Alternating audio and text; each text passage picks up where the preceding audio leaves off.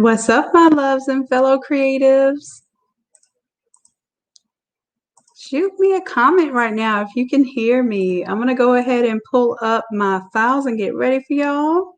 And if anyone is on the Facebook side, come on over and join us on the YouTube channel because I'll be able to see your comments. Let's see. I think I have some comments already. Oh, y'all were early. Awesome. What's up, Corey? Yes, Corey says she got her True Colors ink. Yes. Oh, today. Okay. On a Saturday. Awesome. Yes, Sharon, I'm excited too. I spent a little time on this one doing my best to make it simpler. Y'all, when I try to make things simpler, I tend to overthink it a little bit. And the reason why I wanted to make this certain type of template is because I want to show you all that we can keep it simple, still have it look very unique, but then also have some little advanced tools in our pocket that allow us to quickly change this thing out. So I'm excited about how quick it is going to be to edit this thing because I know you all will be doing a lot of graduation stuff and last minute graduation stuff. And I also want you to keep in mind that this template also works for other things. You can use it for birthdays, other occasions, even as a remembrance template. So keep in mind that anything that we do it to keep it versatile, okay? So I'm just checking on everyone here first. All right, Victoria, ordering her printer and ink today. Awesome. And I'll have some time after class, or after this demonstration. This isn't class, but it might as well be. After the demonstration today, if y'all want to ask me any questions or I could follow up on some of the things that we've talked about last week. And I need you all who are interested in doing an all-over physical class. I need you all to vote. I had to change the date to the 20th because we didn't have enough people that had voted in order to commit to a class. So I need you all to vote for the 20th. So y'all have plenty of time to do that. And if you'll remind me, I'll show you exactly where to do that once we're done with this demo. So we got to talk about the all over class, after class. If y'all have any questions about, what it takes to convert the large format printer, or any of you who were excited and bought that 36-inch printer, I haven't checked on to see if they have any more in stock, but that was a really good deal. I put it in the Innate Creatives group. And I do my best not to share that kind of stuff because I rather put it in this group rather than everybody else's group, because I want you all to have first dibs on those type of deals. And I hope that you all are thinking the same thing. All right, let's see. All right, I'm trying to get my little syllabus together for y'all because I know as soon as I post this thing, y'all will be enrolling in this class for tomorrow. So this is class for tomorrow. All right, and I'm going to go ahead and demo this, and I'm demoing it with some images in mind. So I want to show you how this kind of goes. It's going to be 2 files. So remember how you all told me you wanted my little mock-up file? Well, this time I'm going to give it to you. So this class, you're going to get two templates, 2 files. One file will be the artwork, and then the other file will be the mock-up. So you'll get both of those, and they're going to be separate. If you're familiar with my previous graduation style templates on the Innate Lab website, that one is one file, but it works as a mock-up and a printable file. This one is going to be separated so that you can quickly navigate one or the other. All right. Okay. I did want to show you all too that this mock-up, you can do the 13 by 19 is going to kind of take up about this general area, but this also works for the all over, and this one has the guidelines on it to show you on purpose. But if we update that, we see the guidelines on there, but you get the idea that you can also do the full coverage, and we're going to go over that today when we're thinking about the design. So let's just go on and get into it. Now, this is one of our fellow Innate creatives. Let me check and see If Keta Nicole is here tonight, Keta, if you're not here, then I will still be giving you access to this course and template for free because you submitted the image of your beautiful graduate, or maybe it's just a family member, or someone that you're doing a project for. It doesn't matter to me, as long as when you submit a photo, if I use that photo for a template, then of course you get access to that for free. So of course you would have to change out the logo because it's probably not the logo for the school. I just kind of saw some colors and went off of that as the inspiration, just to let you know that we will be changing this one out today. So I am going to choose my second person now. And I'm trying to choose someone that has two photos. Although you do not have to do two photos, you can do one photo here. I'm just showing you how to switch out both photos. So let me see. Someone that I have two for. I was trying to get me a gentleman here with two photos. Let me see. I think I have one right here. Okay. All right. So yeah, I like to switch it up a little bit. So let's do this one. I'm going to go ahead and save what I have. And is Angel Davis. Angel, if you happen to be here tonight, I'm going to use your images and we'll be able to switch these images out. And if you want to tell me a name or something like that, I will show you what it's like to edit that, okay? So let's see. Let's start off changing the photo first. That's usually the first thing to change. Now we're gonna start in the artwork and not the mock-up.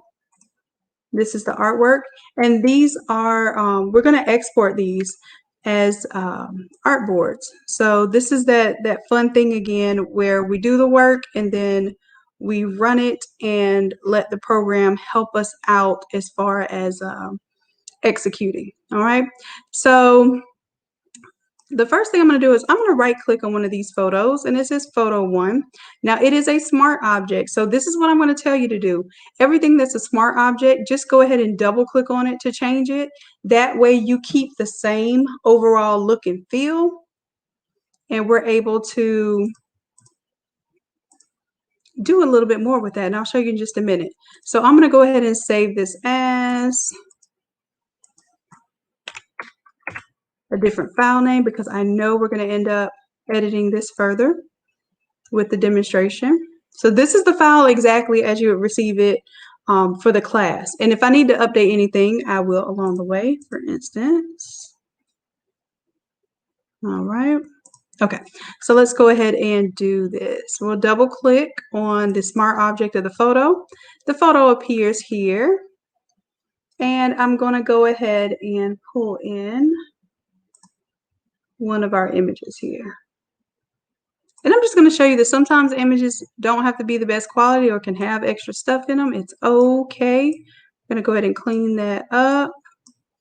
Use it as good as we can. Get the shoulders in there.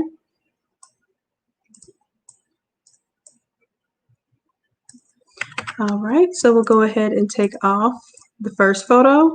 And what I'm using the first photo for is to kind of understand where my previous placement was. So if I want the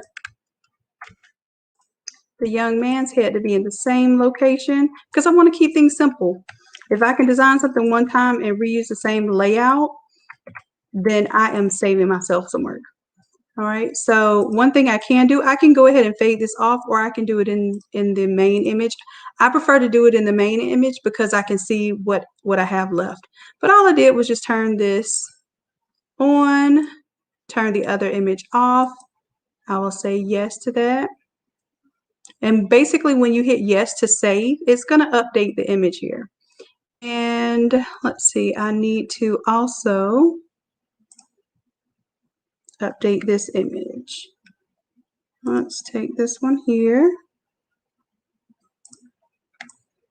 I'm going to make these smart objects so that when I go back, when I reverse this design, because usually what I'll do is I'll do a full design, then I'll reverse it. These images will change together, and you'll see what I'm talking about in just a moment. All right, and let me go on over here to this image and delete the other. Now you won't have to do this because I'm going to make it automatically do it for you. All right, so this is me just working through the design part of it. And I'm going to turn on these guides. They look a little distracting, but it really helps out when you're trying to figure out how close you can get to your artwork. And I'm going to zoom in a little bit for you all to see as well. So I replaced that image. And now I'm going to go ahead and replace the second image here, photo 2. Let's see, what do I have here?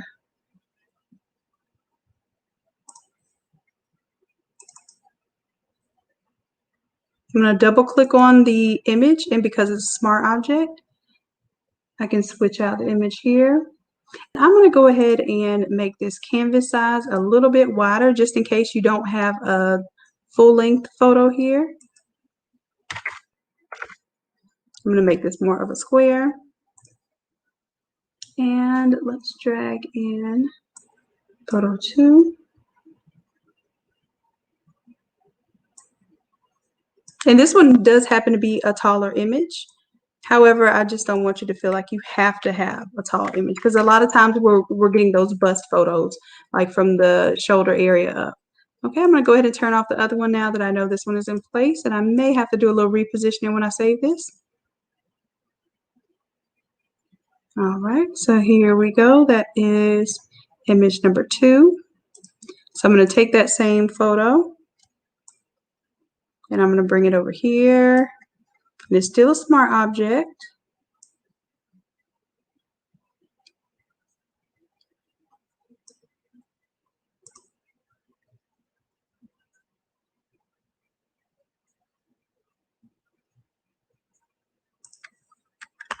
And I'm just going to replace that image.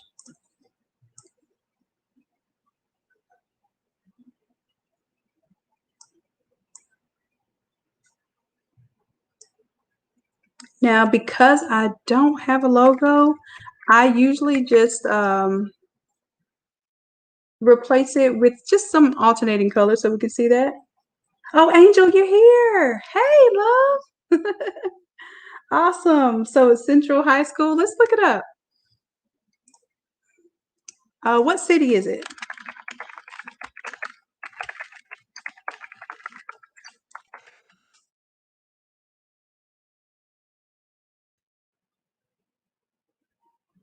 Because I'm sure that there are going to be quite a few Central Highs. And let's see.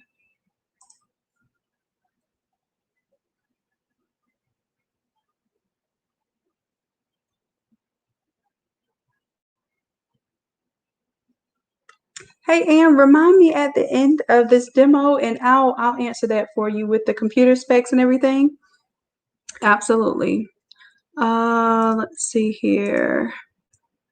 I'm waiting for Angel to let me know the city. So I'm gonna keep working, but I think the colors were like the blue and yellow or something like that. So I just want to make sure that I have the right one. So if I look for a certain area, I'm sure I'll find it. All right, so I'm going to pull that down just a moment. So we will switch out that logo. And then I do have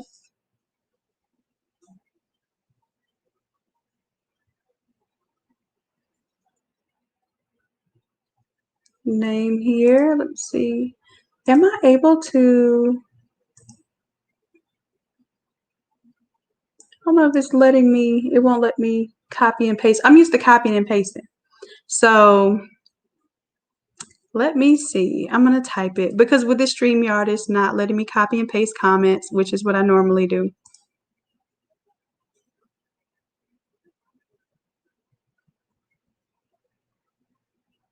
Okay, the Chargers, Macon, Georgia.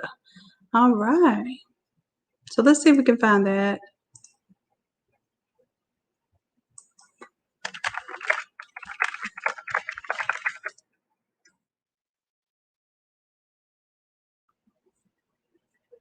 And that's a 400 resolution image. Let me see if I can get a little bit better. I'm gonna go to Tools, Size, Large. That one is cut off. Let me see if I can get the full image, or nope, that is just cut off.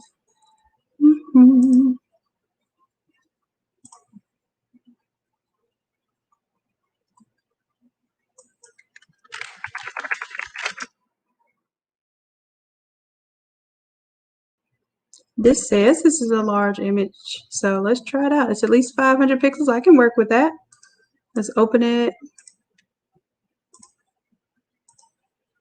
That was 400.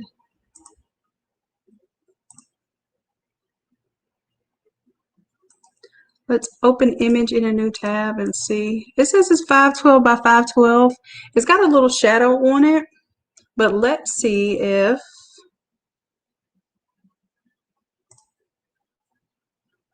we can't pull that background out of it because it's not transparent. Let's check out Remove BG. And this is what you all will do for your images. You need to make sure the background is removed for 2 photos and 1 logo. So I'm literally doing the same work that you would be doing.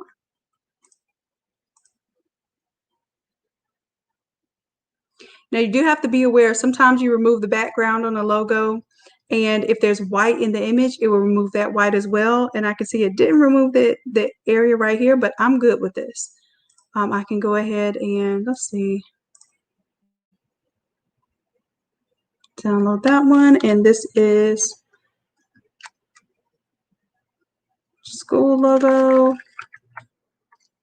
I'll call this one school logo 7.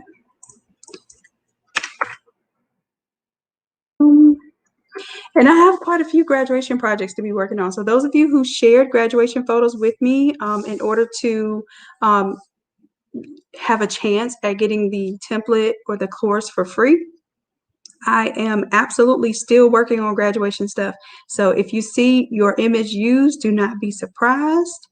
I will be working on those for y'all, okay? So if you have some ideas, things that you want to see, definitely let me know. I'm going to keep my Remove BG open for now, just in case I need to remove any other backgrounds. All right, and then what I'm going to do for the logo is I'm going to double click on my logo here. I have a watermark version of it, and then I have the actual version of it there. And both of those should update whenever I update this one. So for right now, I'm going to go ahead and go back to my browser window, or I'll go to my folder where I just saved the logo. And here's my PNG. I'm literally dragging it from the folder, dropping it onto my Photoshop. And I will probably straighten this out just for the sake of the layout. And then I have one that's already twisted. So that would work. And what I'm doing, I'm trying to make sure that wherever my current logo is, this one is going to replace it with the same type of feel to it.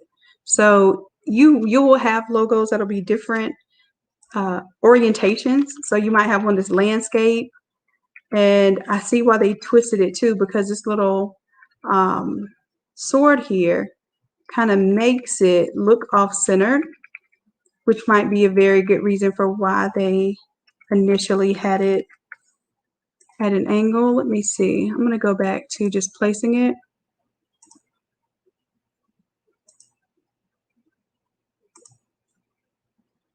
As it was.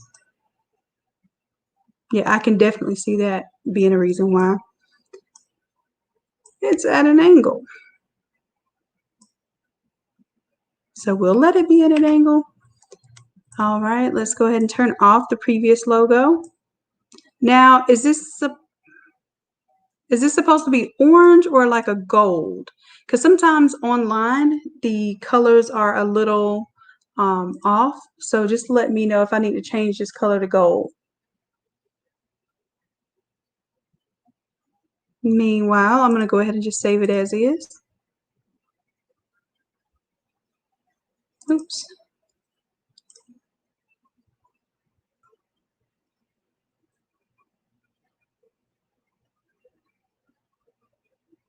Oh, this one, let me do this.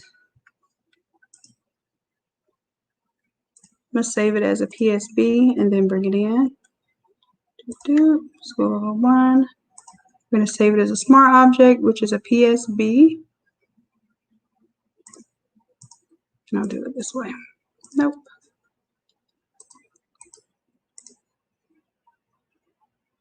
We'll take the logo. I'm gonna make it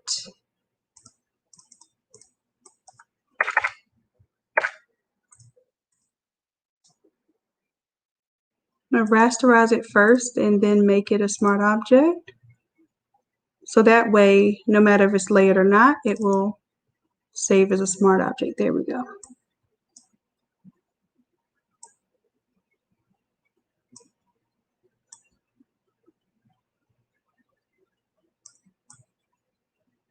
And then just because some of our images, that's gonna drive me in. Oh, maybe it won't drive me crazy. We're gonna see. We're gonna see it in layout and see if that's gonna drive me crazy that it's twisted like that. All right, let's go ahead and make our canvas size a little bit taller. Then that way we can have a little bit taller logos and wide logos, but you don't want to go any wider than the image that is currently here. So let's turn that off. Let's update it. Okay, it's orange and royal blue. Okay. So, okay, I don't know why I thought this might have been like that golden yellow color. So I wanted to make sure that I wasn't messing you up there because you know, logo representation is a big deal. All right, and then I'm going to turn this opacity for this one. Well, let me turn it down after I replace this logo. So this is my logo number 2 here. I'm going to delete that one and replace it because I want all of these to replace as a smart object.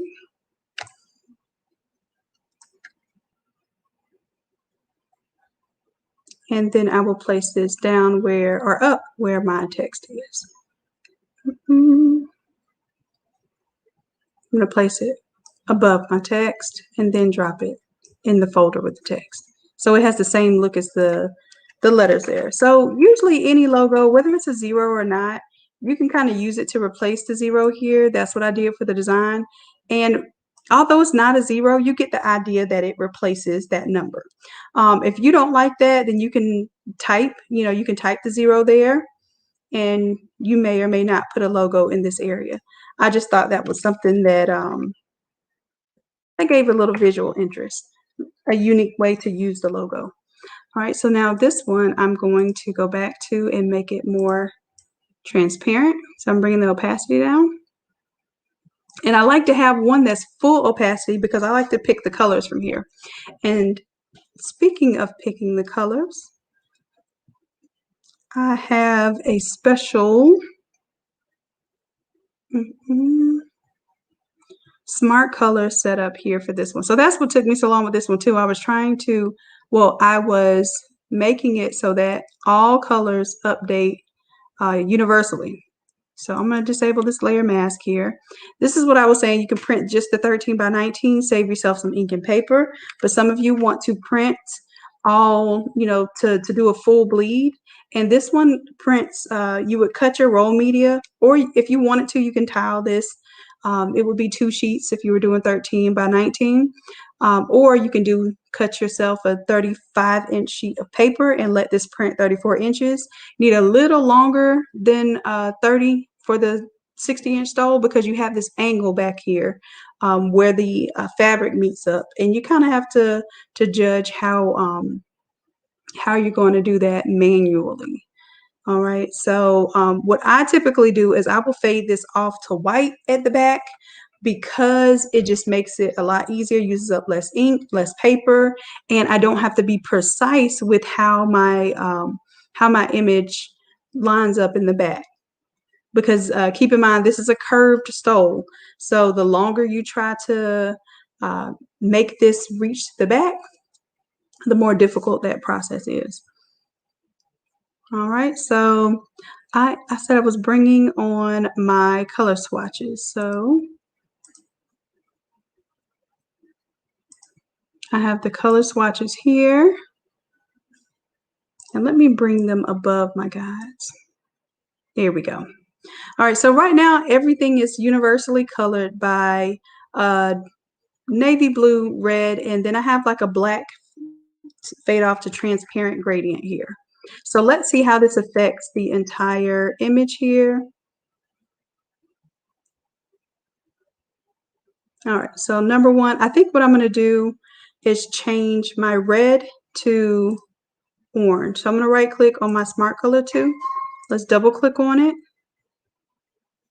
And in order to grab the color, the easiest thing for me to do is to just go ahead and find out what that hex code is for the color I want to use for the back. I think I'm going to use the color that's in the text here.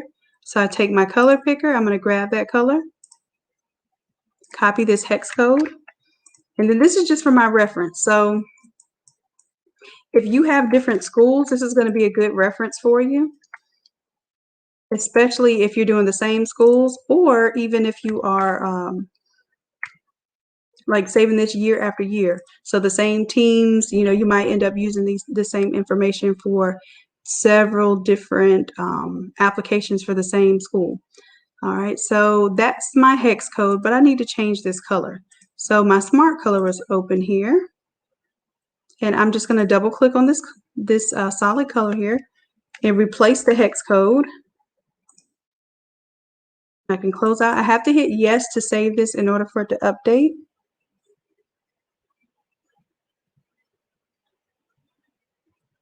There we go. And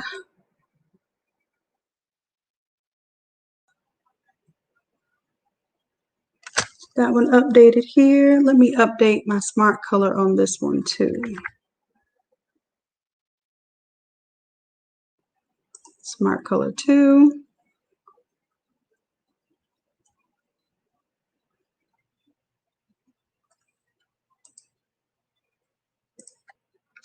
I'll click and drag it over here.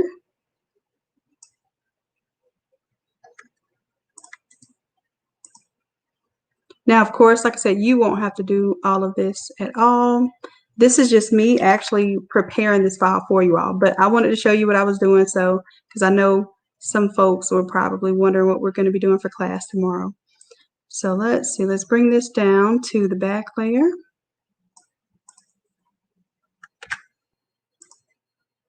Here we go. So now that should universally color anything that I have coloring with the Smart Color 2.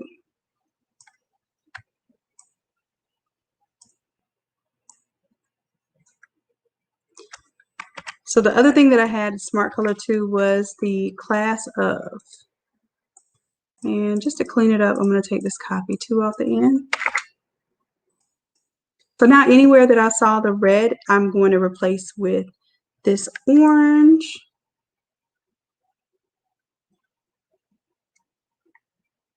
There we go. I'm looking for that class of.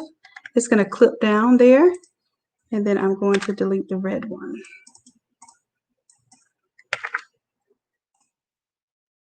Okay. And then secondly, we have the royal blue color. So now I don't really get royal from here. I see navy in the logo, but not royal. So I do see that it's royal blue though on his stole. So let me know, Angel, do you want it to be like more of the royal blue like this in the stole, or the blue that is in the logo?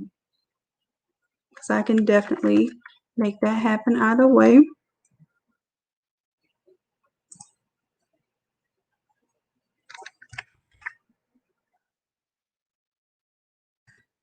Okay, let's see.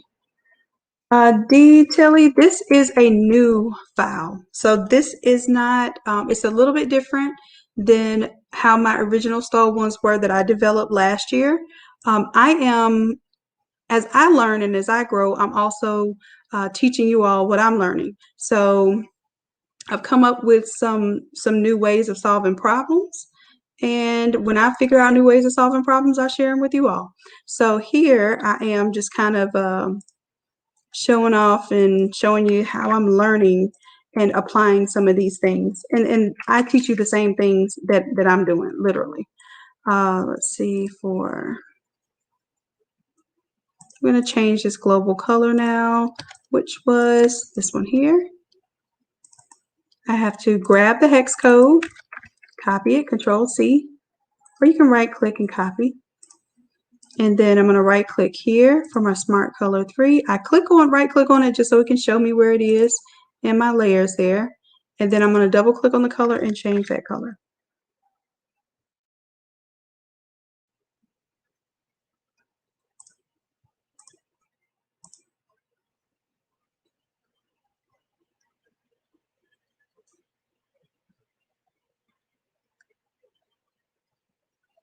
All right, so that's more of the royal blue. You see it changed the word here on this side. I also need to make sure I make that color change to this side. So that's Smart Color 3. Let me click and drag a copy of it over here. Oh, I didn't want the whole thing.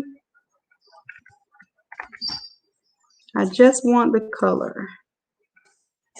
Let me go back to my history.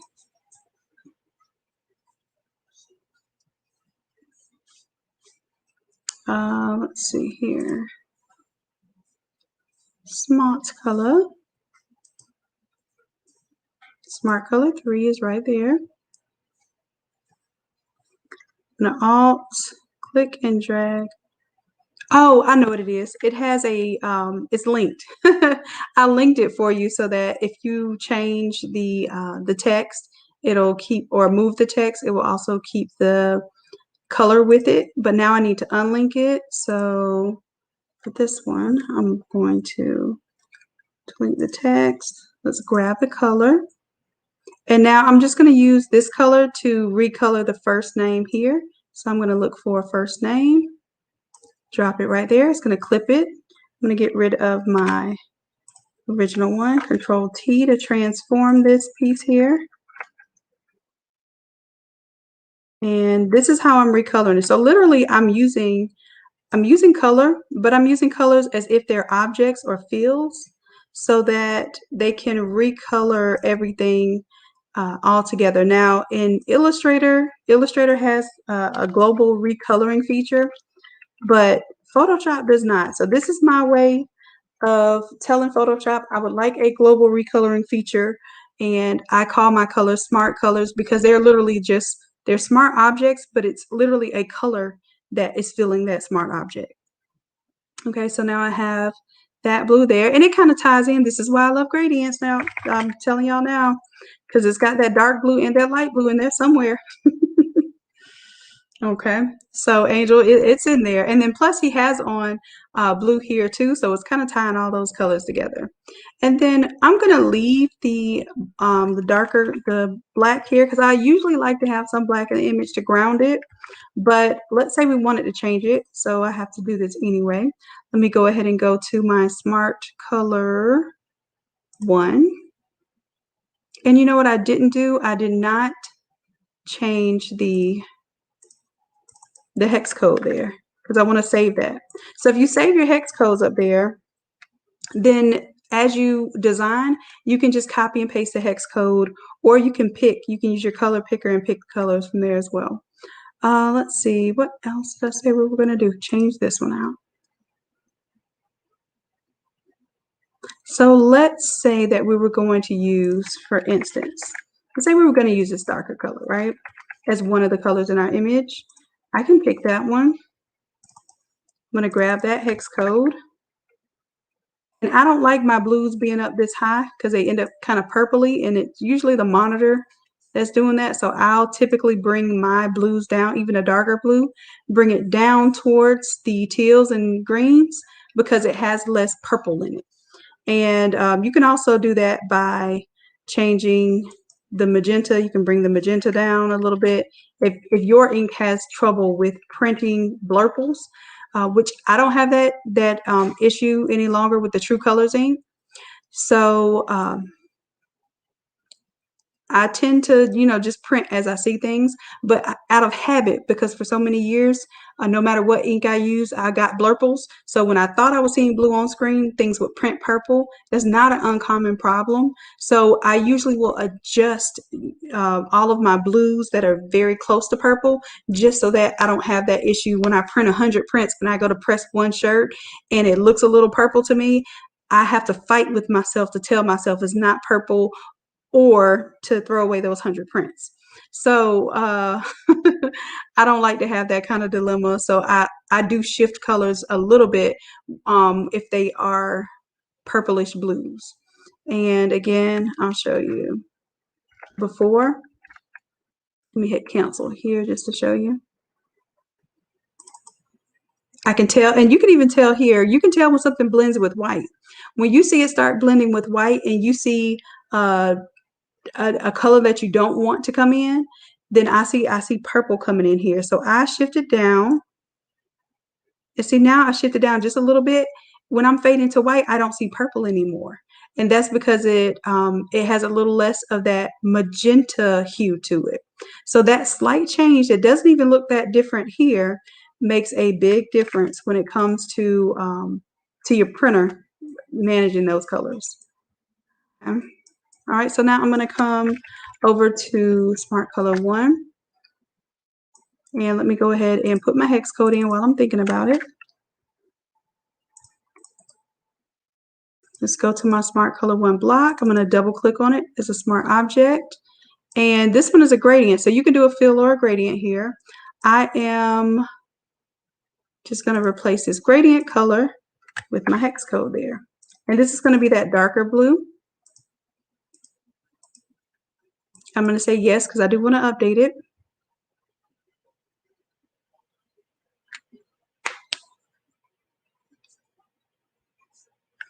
All right. So see how it colored the numbers here a little bit darker blue, and then I have the royal blue here. I could also mix it up and put, let's see that, for the 2021. I can do my Smart Color 2. I'm going to alt click and drag it here, Control T. So all I'm doing is taking that Smart Color, and now I am zooming a little bit for you. Give it a little moment to think. So I'm recoloring this image. So it actually has two colors on it. It has the Smart Color 2, and then it has Smart Color 1 that fades into Smart Color 2. So that's something I would not have done if I wasn't doing this live tonight.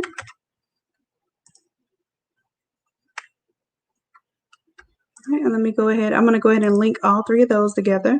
So that works out.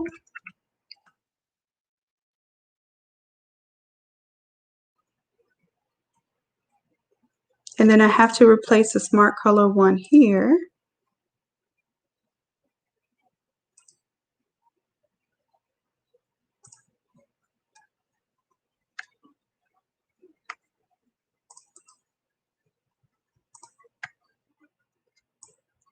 And pull it on this side. So these are two different artboards, and the reason why I'm kind of having to rework right now is because I laid out my original idea of how I wanted these things to look, and now my goal is to make this easier for you, because I'm going to show you exactly what this will do for you when I reverse it. I Control T. I'm transforming this color now, and I'm going to stretch it out. Make it a little bit bigger than the text, just in case you happen to type a little bit longer. And I'm clipping it to the text. So you should not be able to see any of this fill color unless you are actively inside of this text. And pull it a little bit more. There we go. And then I'm going to replace the black now. We should see a little difference. So no more should I see black fade in. I should see it fade from navy blue to the royal blue. Perfect. So then that kind of brings in the blue from the Chargers logo there.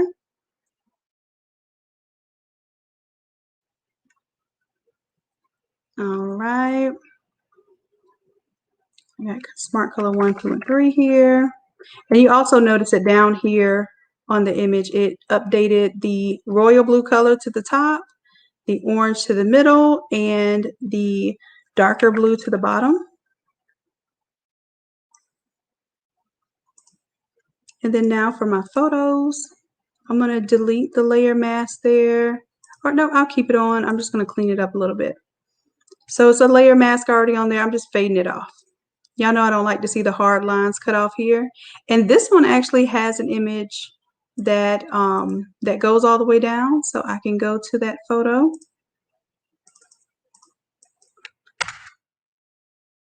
I'm just renaming these layers. So I hate to see all of these copies and stuff. Now I do. Back in the day, it didn't used to bother me. Now, the longer the title of the layer, the more aggravated I get because I can't see it when it's pushed in. All right, so that's photo 2. I'm going to add a layer mask to it, and then I'm going to show you what it looks like if I brush off the bottom down here, and this is what we do in class too. So let's say you wanted this one to kind of be even with the one on the other side, or let's say like you wanted to put a little symbol or something down here to the bottom. You absolutely can. I suggest that people keep it real simple at the bottom. These things sometimes when you're pressing them, it's very hard to tell where the center is. And I learned the hard way about putting text down there, about putting logos down there. If you don't place them just right, you end up fighting with yourself trying to get the placement right when you're pressing. So that's just a little tidbit there. Like I said, this is going to be my simple template. This means I'm keeping everything in this 13 by 19 area. So if you want to print it as a 13 by 19, you're good to go. If you want to print this full size, you're good to go as well. Or if you, even if you want to print a little bit oversized, let's say you want to do a 22 inch, I'm going to make the template to where you can do that too. And it'll just have a little bit of an abstract kind of edge that will fade off to the white. Okay, pretty much like the 13 by 19 does. All right, so let's see here. Was that everything? Oh, I think I have to replace a couple of the smart colors. I have a smart color right now on this paint splash in the background. So I'm going to replace that one with the smart color 3. And it looks like it replaced it. Nope, it didn't. The smart color 3 here is the royal blue. So let me get rid of that one after I find a good one. So I'm going to get my smart color 3 here, pull it down, and replace that one. You all won't have to do all this again. This is actually my thought process of going through creating these the templates and the tutorials. All right, so this one I'm going to make wrong parts.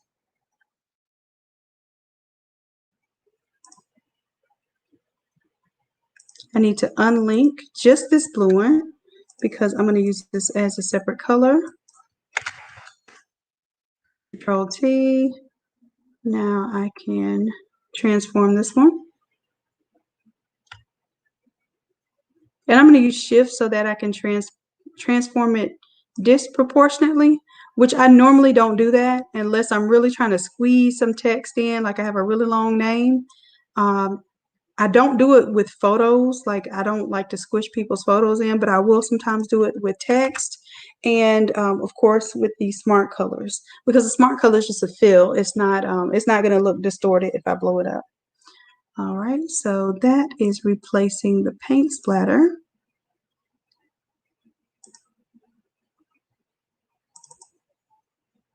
In order to get it to show, I have to go to my effects,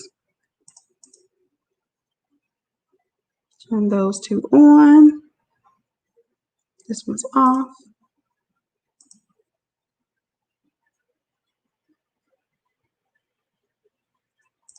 And instead of overlay, now I'm going to change this blend mode to normal.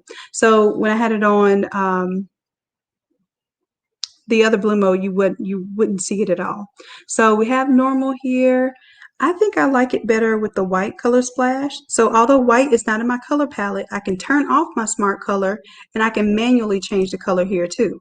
So the color is automatically black. I have a color overlay as my effect here. So this kind of overrides. So although I have a global color scheme here, if I need to override because one color, orange and blue are complementary colors. So they tend to have a little clashing effect when they're right touching one another. So usually you remedy that by, putting white or black in between them or choosing one of them to be a darker value. And I believe that's why in this logo they have the dark blue instead of the royal blue.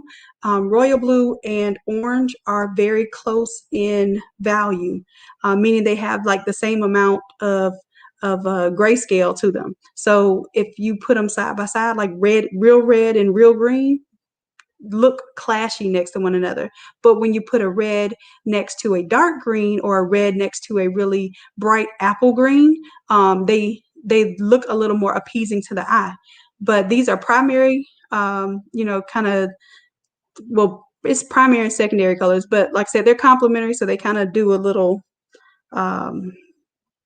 trick on the eyes. All right, so let's see here. What else do we need to change? Okay, so I need to update the logo on this side. So I'm going to take this logo and I'm going to update it on the other side.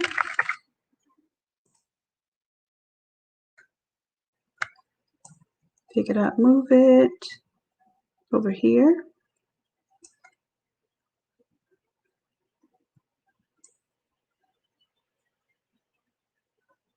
And I'm just going to replace the logo on that side.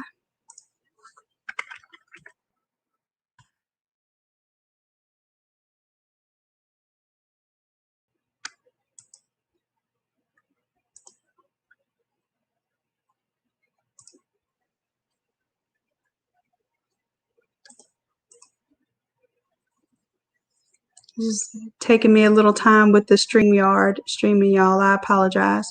Also, let me go ahead. I'm going to throw a stroke on that so it pops out a little bit more. I'm going to throw a white stroke on the outside just so that it pops off that background a little bit more, and maybe even a little drop shadow.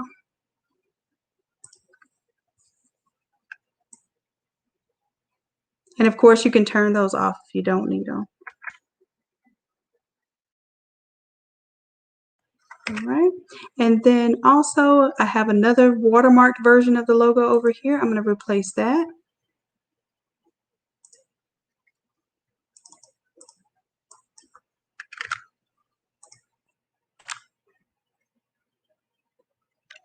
And I'm just going to Alt, click and drag it. That's going to create a duplicate.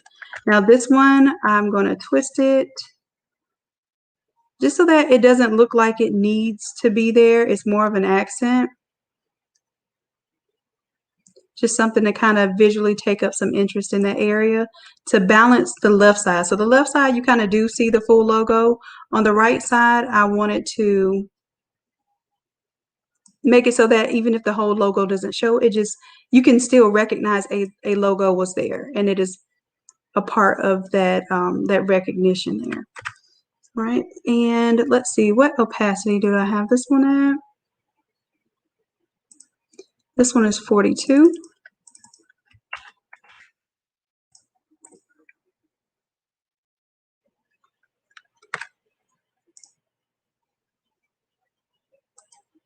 And I'm just going to paste the layer style.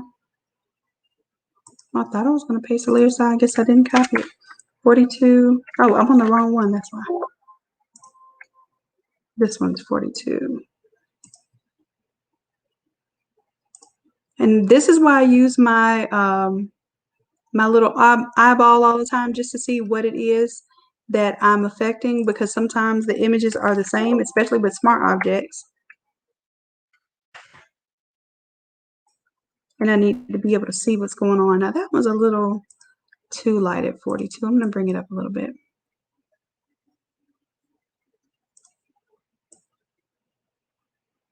And then I'm going to kind of arrange it a little bit better so that depending on what you have, you might have like a tiger and you want the tiger's eye to show.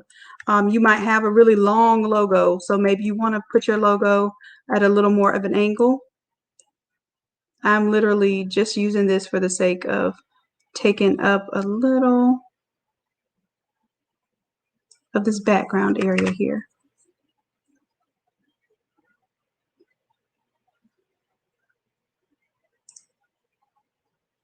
All right, and if I don't want this showing down here, then I will also go ahead and put a layer mask on this and clean that up with a brush.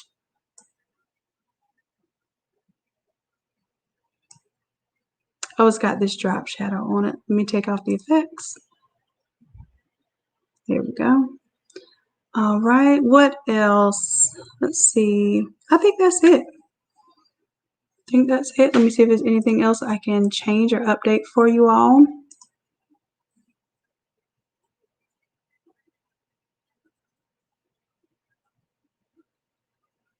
Lady face printing, this is going to be in the academy. This will be class number 125. It will come with this template and the mock-up, and we're going to walk through this together tomorrow. So if you are a live, if you're a VIP member and you have the $60 subscription, then you can attend the live class for free and you'll immediately get these files with the live class. If you're a $30 member, then you will have to either wait for this one to unlock, which is, they unlock every 7 days. So you'll have to wait until 125 unlocks for you, but you will get it for free if you wait. And then if you don't want to wait and you want to purchase it early, you can use your 67% off discount code. It'll make the class and the file like $10, $9.90 to be exact, if you want to open it early. And if you are a $60 member and you don't attend the live class, but you want to open it earlier, you want access to it, you don't want to do the live class, it ends up being $7.50. You get the recording of the class plus the files that I'm working on right now. And if you're just not a member at all and you don't want to do a membership, you want to purchase things a la carte, the live class is $60 and you get to participate without any type of membership or anything. And then the pre-recorded class is $30. So $30 will include the Photoshop files and it'll include the video of us walking through it. So you'll get step by step by step everything that that you need to do in order to perform this. But very good question. And if y'all remind me afterwards, if y'all want to go over the membership and what it involves, how much it is, and all that good stuff, I will be happy to sit a little further with you all and explain those things, okay? All right, so let's see, do you work? So now this is my test. This is usually why when I make templates or I am doing designs for you all to follow, it takes me a little while because I want to make sure that it works. It's not just like designing and printing for a customer. I'm designing for you all, which means you have to be able to know how to follow along and produce the same results over and over again. And these are what I call 10-minute templates. So once I work this out, the hours that I put into it should allow you to be able to change out a design in 10 minutes or less. Once you get used to how my layers and how my files are set up, okay? So I'm going to go ahead and test this thing out. So now what I'm going to do is reverse back to the original image, and that will be basically the same as redesigning this.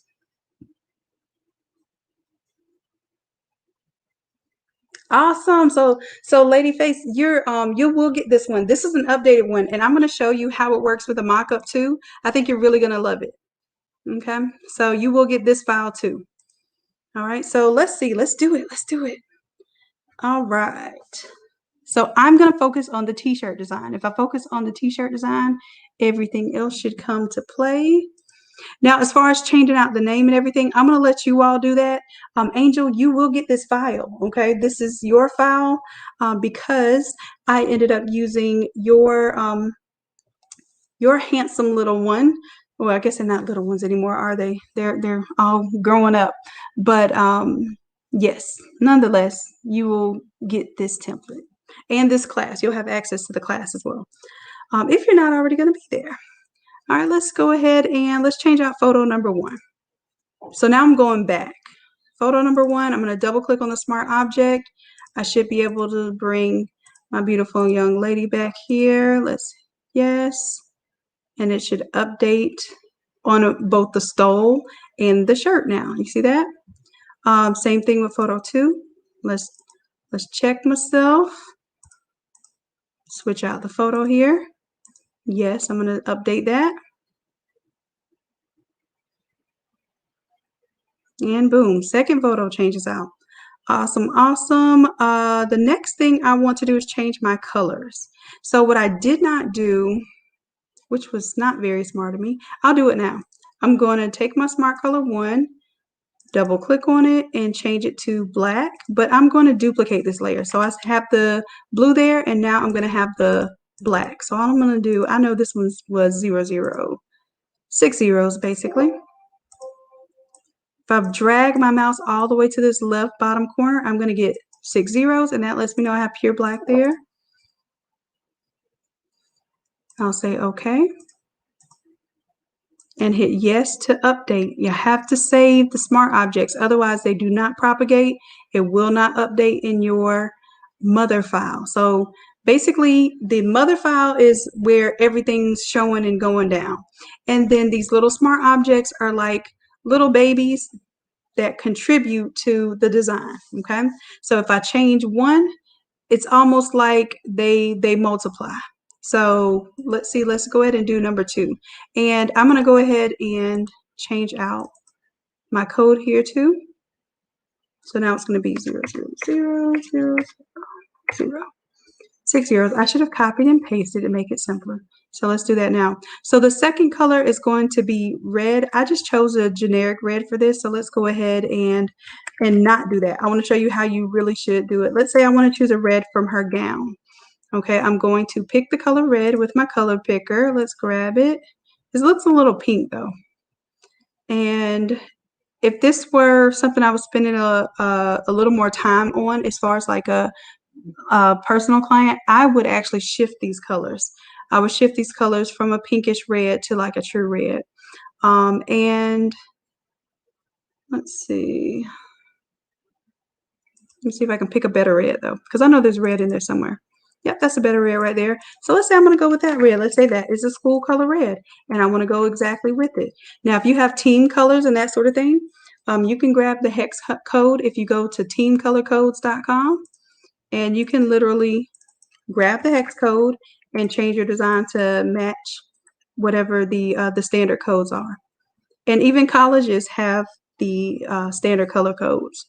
All right, so I'm going to Smart Color 2. I'm going to double click on Smart Color 2, and hopefully everything that is now orange will turn red. So I'm just going to duplicate this layer and then only change this top one to the new red we just picked. And then once I save this, it will update, hopefully.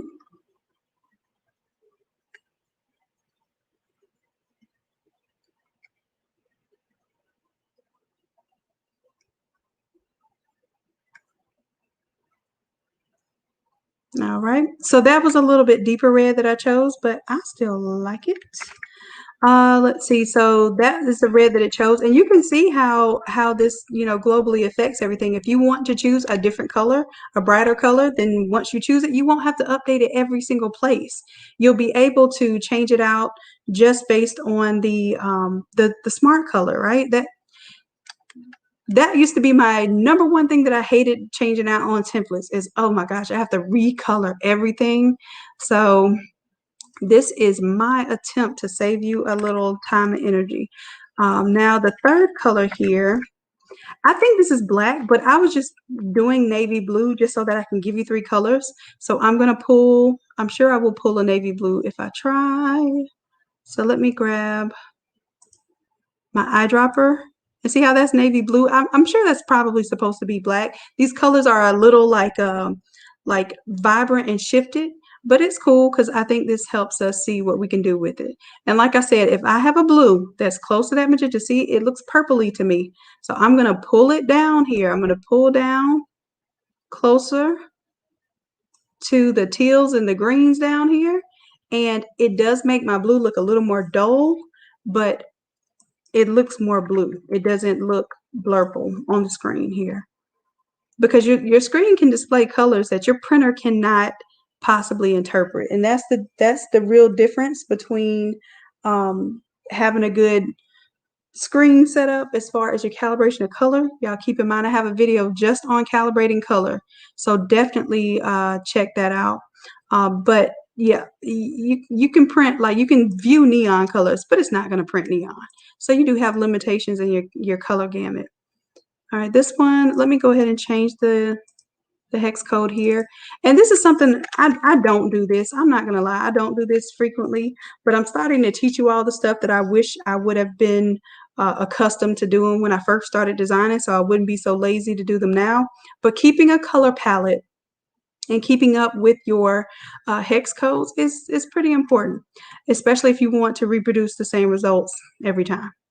All right, so let's go ahead, go to the Smart Color 3, double click on it.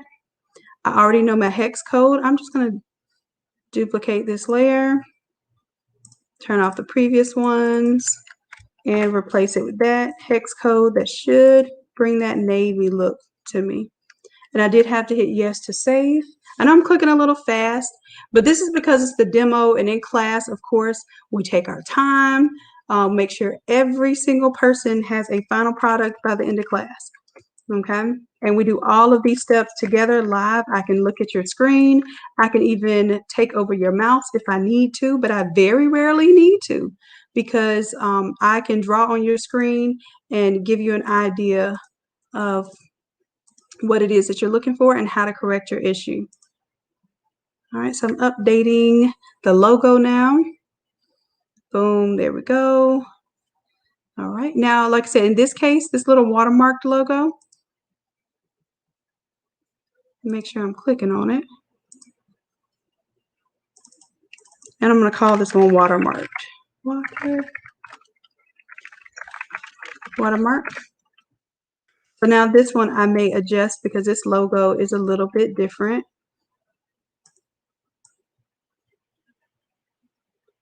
And I don't care to see, there you go, that eye right there. That's cool, right there. So I'm just looking for something that's isolated, and we'll see on the mock-up too. So the mock-up kind of tells the real story. What this is a simple way to lay out to where you can get an idea before you mock it up of what this design layout looks like. All right, so my class of color updated here.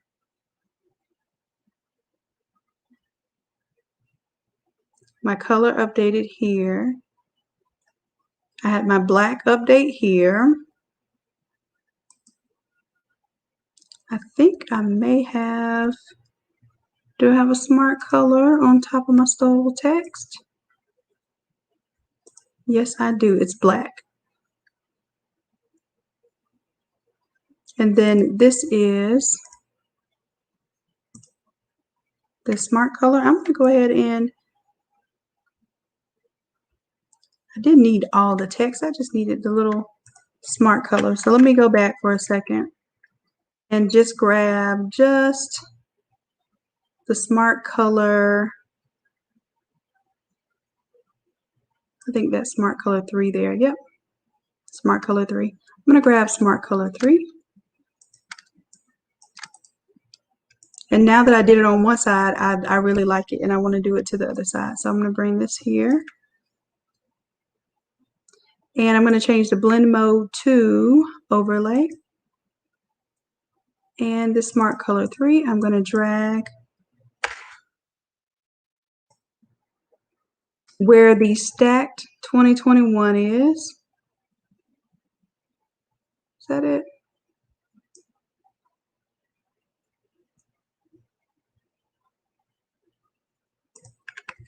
And I'm going to do Control T so I can transform it. Seems like I need to give my computer a little second to catch up with me. Looks like, am I in transform mode? Edit. I am not. There we go. I had to hit it twice. And I'm holding down shift so I can disproportionately shift this or resize this color box here.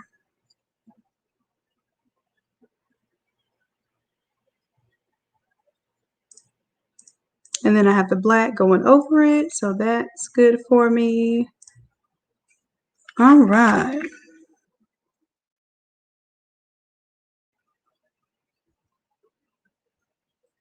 Okay, so now that I have it set up to where I think this is going to be the final file, let me save. And of course, I have to clean up because there might be some layers that are labeled something crazy, and usually I clean those up for y'all. So everything that's on this file should have labels, so you should know exactly what you're printing. Okay, so this is the layout if you wanted it to literally print a 13 by 19 and just only like split it in half, and then only press the left and right side of the stoles where this 13 by 19 prints. That's acceptable. That's actually the easiest way you can print stoles. My thing is, I just don't like to see like something cut off in a harsh way, or an unpleasing or displeasing visual way. It is disruptive. It makes people look at it like, yeah, they see the photos and they're excited that they see the photos, but they're also looking at those boxes everywhere. And I can't do the boxes. I won't do the boxes. I can't say I can't, but I won't do the boxes. Okay. And I don't expect you to do the boxes. Once you start learning your more advanced techniques with Photoshop, I expect you to definitely upgrade your techniques, your process. All right, so like I was saying, Smart Color 3 can also color these paint splashes, or you can use the color overlay feature. Like I said, I like the white because it kind of added a little bit of that lightness back to the artwork here. So I have the Smart Color turned off, but it is there, and it does change with the Smart Color 3 up top. And I'm just, like I said, I'm just checking to make sure that everything is going to work out. I'm going to grab the red from this logo. And I should have done that in the first place because usually the logo has the best color. So I think this red is a little dark. So let's grab the color picker here. I'm going to tap on the red here and grab that hex code. Control C.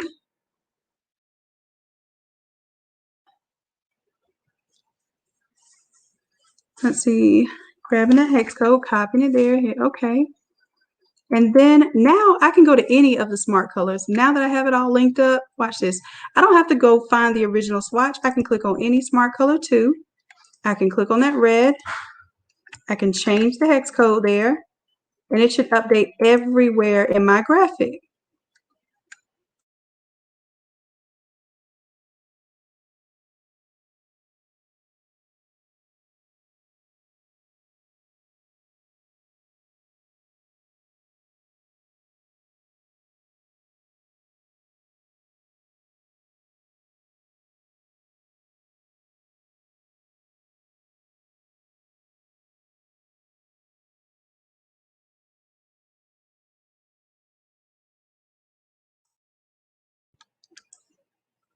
All right, so let's check now to make sure that red has changed. See, now my red is brighter. There we go. And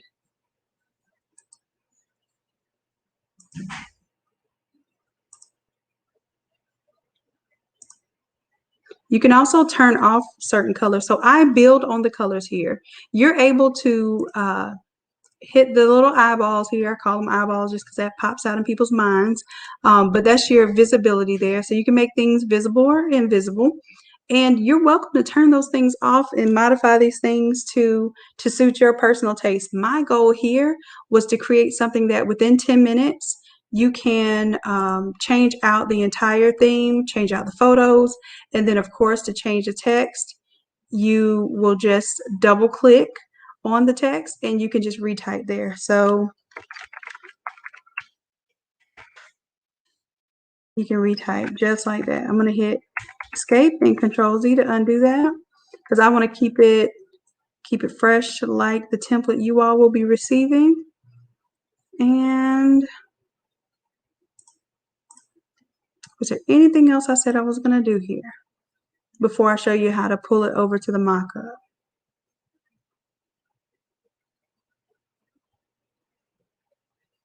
All right, so I'm going to pull this over to the mockup, but let's see, what time is it? I have a surprise. If anyone that's on this list right now that I already have your photo cut out just happens to be here tonight, I'm going to give a second person. I normally do not do this. I'm going to give a second person the file for free, and you'll have access to the pre-recorded class, okay? All right, so let's see. I have April King. And it is whoever says something first in the comments. And I cannot see your comments if you're on Facebook. You have to be on YouTube, okay? If you're not on YouTube, go ahead and go to youtube.com/Innate Lab, INNATELAB. And then that way you can join us on this live and I can see your comments. Let's see. So I have April King. I have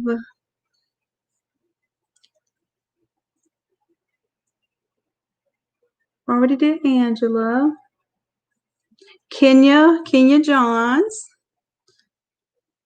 So Kenya, if you're here, let's see, who else do I have? Simone Griffin.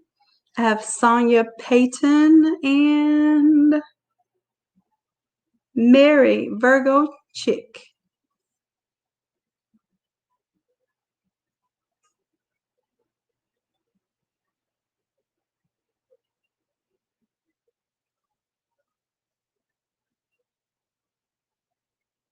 Okay. Now those are the ones that I have, like I literally have in my folder right now already cut out.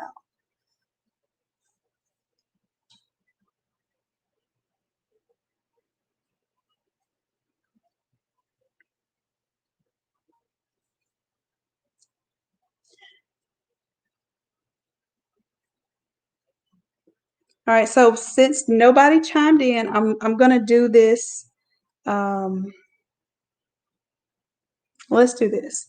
I'm going to put the email, whoever emails me to, two PNG photos that are already have the background removed. Well, no, you don't already have to have the background removed. Just send me two PNG photos, and I have to have them a certain quality. They have to be able to be used for the mock-up. So I definitely have the discerning taste when it comes to the quality of the photos y'all send me. So make sure you send me some good photos. Don't be like our customers that send us bad photos and then we have to work miracles with, okay? So I am sending an email right now. And I'm gonna look at what y'all send me. Whoever's here live right now will be the only folks that I am going to focus on.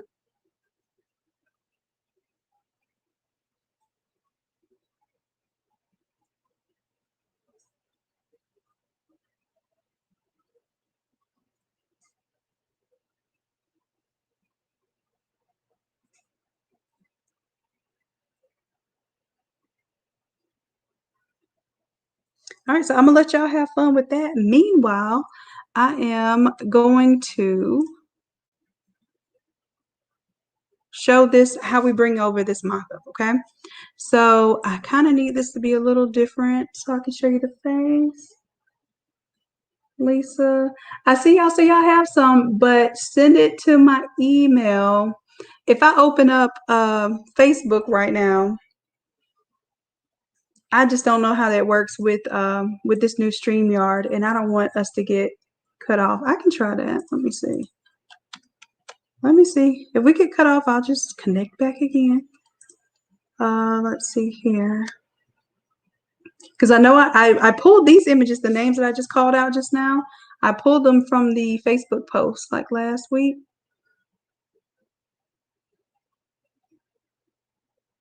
Oh, Erica, you contacted Angel. Awesome. All right, let's see. Did y'all put some more photos down there?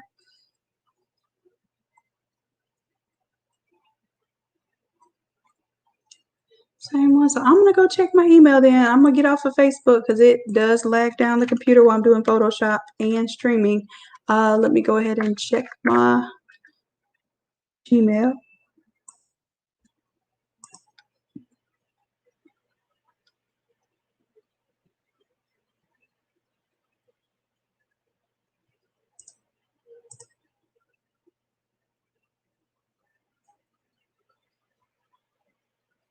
So I don't see any images yet. I'm gonna give y'all a little moment to find something to send. It doesn't have to have the background cut out, y'all. Don't worry about it. I know y'all are probably on your phones right now trying to remove backgrounds and stuff. I can remove the backgrounds pretty quickly. And I guess what we can do is kind of a real live example of a 10-minute tea. So I'm gonna pretend like you all are the customer and somebody's gonna send me 2 photos. If you can't send the logo, I can look up the logo like we did for this one, but I prefer to at least know what the logo looks like and tell me the name of the school, what the logo is, and the city that the school's in. And then I can usually find a good version of the logo. Usually my customers send me really bad logos, like horrible logos, because they're taking like, they don't even get the image, download the image. They download the thumbnail of the image from the internet. So I always get some horrible logos. So I don't mind looking up the logo, but just go ahead and at least get me 2 images, okay? And when somebody has done it, let me know. I'll refresh the mail there. In the meantime, let's see, there was a few questions folks had. Victoria, you have some questions about the printer? Shoot, love, go ahead. And while Victoria's asking a question about the printer, the specs. Okay, let's do this. I'm gonna create a post while we're waiting on this too. All right, okay. Y'all coming through. Let's see. Let's see.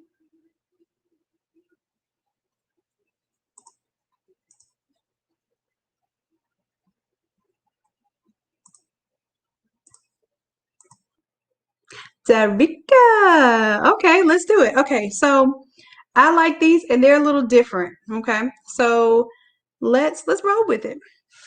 Okay, so you are my customer, Darika. Let's show you how you would do for your clients. So your client sends you 2 photos. You're gonna go ahead and download them. Now I will tell you, Darika, these photos are not high resolution. So let me see. I'm gonna go ahead and download them though, and see what they look like once we clean them up. But you know your customers will do that to you too. Let's see. I'm gonna go to remove.bg. And I'm going to drag and drop the images from my folder right onto the Remove BG screen.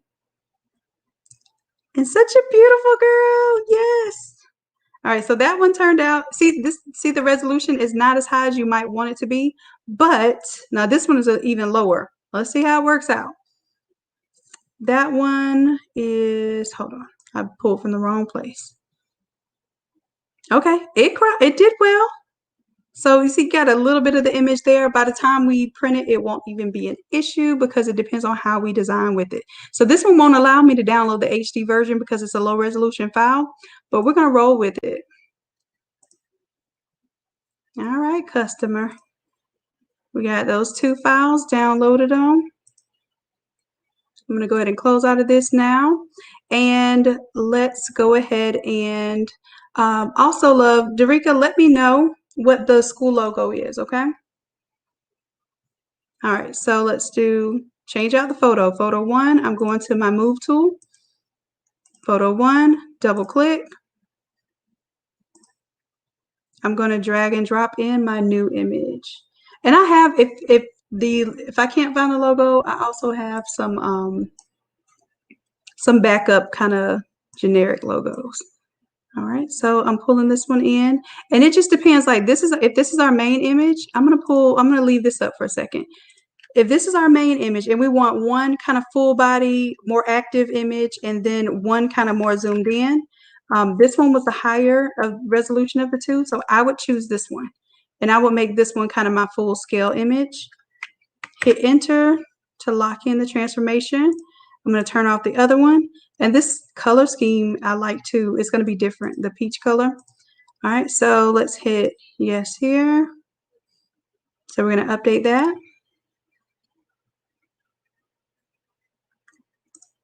And then this one, I'm going to have to shift it just a little bit to give it a little balance. And then photo number 2, I'm going to double click. I'm going to leave this image on while I bring the other image in. That way it'll kind of help me with placement. That is too cute.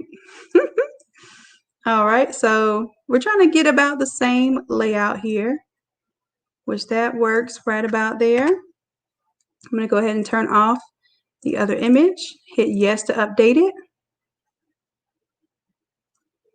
We should see a boom and a boom, a boom and a boom, good deal. And next, let's see, we've got some new comments here. All right. Booker T. Washington High School, Shreveport, LA Lions. Let's look for it. So this is what you would have to do for your customers too. Y'all already know we go above and beyond. So let me type it in here since I can't copy and paste. Like copy and paste is life. Booker, and then we're gonna do LA Lions. Images. All right. Looks like that's probably it right there. It's just a little cut off. So let me go. First of all, I like to see if I can find a large file. It's very rare that you see a high school with a large logo.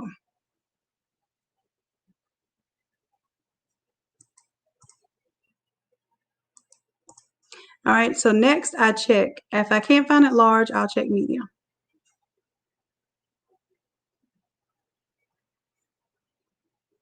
And I see on the lion's tail, there's the, what is it, fleur-de-lis? And is that it right there? Let me open. See, that one's pixelated. Even though it says, see how it says it's 828 by 960? I'm going to,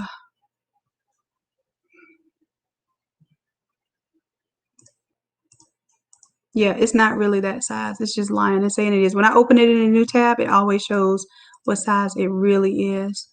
Let's see, maybe, let me go back to medium. Tools, medium. This one is at least medium resolution. And I can change the color because I can't tell whether it's red or like a maroon-ish color. So you can help me determine what color it is. Like I said, this one looks cut off. Yeah, that one's cut off. All right, so open image in a new tab. At least this was a decent size. Let me save this image. School logo. I'll save this one. So honestly, this probably takes more time than changing out the whole template. I'll be straight up honest with you about that. So let's go to remove.bg. And this is what I'm telling you, some of you have logos. I can drag and drop it right there. They have white in them, so it'll remove the white from the inside of the image. I'm going to show you what to do about that. It did okay. I would much rather like vector that, but that's a whole nother beast. I'm going to go ahead and edit this. You can edit this in the program, and let me make sure that I edit the high resolution version. And all I'm going to do is just get rid of the text above it. So I'm going to go erase, restore. This one I'm going to erase and just get rid of that text up there. And down here. You can do this in Photoshop too, but I feel like when I bring it in, I want to go ahead and have it cleaned up as much as possible. So I'm going to go ahead and download.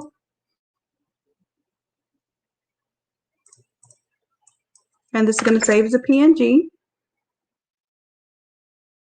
So, Dorica, it is maroon. Okay, I thought so.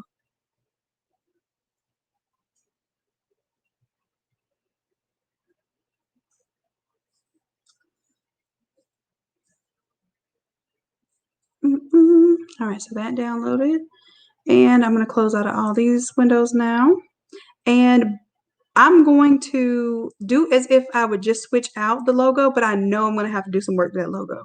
So let me go to the logo. I'm going to double click on it. And I'm going to go ahead and drag in the one that we just downloaded. Drag and drop it right onto the screen here. And we're going to do a couple things to it. Number one, I'm going to take everything from the outside. I'm going to grab my magic wand tool here, and I'm going to select the outside meat. And I can see that there is a little issue here. I'm going to go ahead and clean these areas up by using the addition here. Please come to class with your logos ready, because we will not have class to do it. We'll not have time to clean up, everybody's logo. So hopefully we all have a logo. If not, then you can definitely use one of the logos that I already have prepared. Now what I'm doing is I'm going to fill the inside with white, because I can tell that this is going to look really weird if I don't do that. So right now I'm just adding to the selection so that whatever I put the white around, I'm adding to the outside part, so I need to be subtracting. So I'm going to hold down Alt to subtract from here, because it kind of went inside of those toenails a little bit. Yep, let me go ahead and hold down Alt to take out this part that went inside the toenails. All right, so that's good. I don't have anything selected inside there. And what I'm going to do is a little feature called Selected Mask, so that it kind of smooths out the lines that I'm creating here. I don't want feathering, but I do want it to help me smooth out that outline. If I don't smooth out the outline, I can end up with a little J.E. heartbreak, little jagged edges all around. So I use the smoothing feature to help me out with that. And keep in mind, right now we have the outside meat selected. So I'm going to invert this. Let's select the inverse. And I'm going to create a brand new layer, pull it underneath the red, and I'm going to make it white. So my fill bucket or my paint bucket is also interchangeable with the gradient tool. So that's where it was hiding. All right, so I filled that in with white. And then what I'm going to do is take this logo and I'm going to do a little recoloring here. So let me do, or you know what? Yeah, I'm going to recolor here. So let's do a color overlay. And I'm going to manually choose a maroon. But if you know a team, let's say it's the same maroon as Bethune-Cookman College or something like that, you can go get the it's not college, it's university, Bethune-Cookman University. You can copy the hex code for that team and use it here if you know that your high school uses the same colorway as another team. All right, so I'm just making that up right now, but I think that looks good as a maroon. All right, and I'm going to copy this hex code, copy, because once I pick a color, I want to use that color over and over again. And then I'm going to go ahead and save this as my logo. So I'm going to update this. I'm going to say yes. Like I said, this probably took longer than anything else will take here, but I wanted to have a good result. Okay, so let's go ahead and change out this secondary color. I'm going to change this to the maroon color. So Smart Color 2. First thing I'm going to do is double click on the text up here and paste my hex code before I forget. Then I'm going to click on the Color 2 swatch, double click on it, and I'm going to duplicate that layer. So I keep my existing red, and then I'm going to change this out to maroon by pasting the color code there. Hit yes to update that. I have one color updated. I'll keep the black because it's when a school kind of has white or black and another color, you end up with pretty much neutrals. So everywhere that I see my third color, I can choose to either make it like a gray or a white, black, something else neutral, because in this case the school probably just has those that one color with the neutrals there. And then I'm going to take the logo, and instead of moving the logo on the artboard, I'm going to move it here. Of course, I need to link these two so they move together. Bring it down just a little bit. I want it popping out the top a little bit, but I didn't want any possibility of cutting off the top of the lion. All right, so lions in there. And see, that white would have been necessary to make it look like the lion is popping off there. And then I'm going to outline the lion here. I'm going to do a stroke just to make him pop off even more. Do a little stroke of white there. There we go. That looks good. A little drop shadow. Why not? Y'all know me and gradients and drop shadows and making things look metallic, all of that good stuff. I can't help myself. Now, because our main color is maroon here, I can do maroon as the third color too, and we can see how that looks. So I can take this color here, this swatch here. I'm going to copy the hex code just in case I don't have it pasted anymore. And then I will paste it here. I got to go back to my move tool so that I can click on it again. Let's paste the hex code there, and then back to the move tool. Let's right click on the third swatch. Go to Smart Color 3, double click it.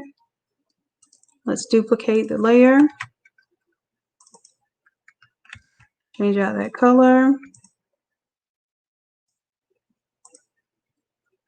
And many times too, if I have a second color of the same color, I'll just switch it up a little bit. I'll do maybe I'll do a little bit more of a darker maroon, or I might even do a more reddish color, so then it gives a little variation in the design. But I think this one works right here. So now you see we really only have one color in our black. So that works there.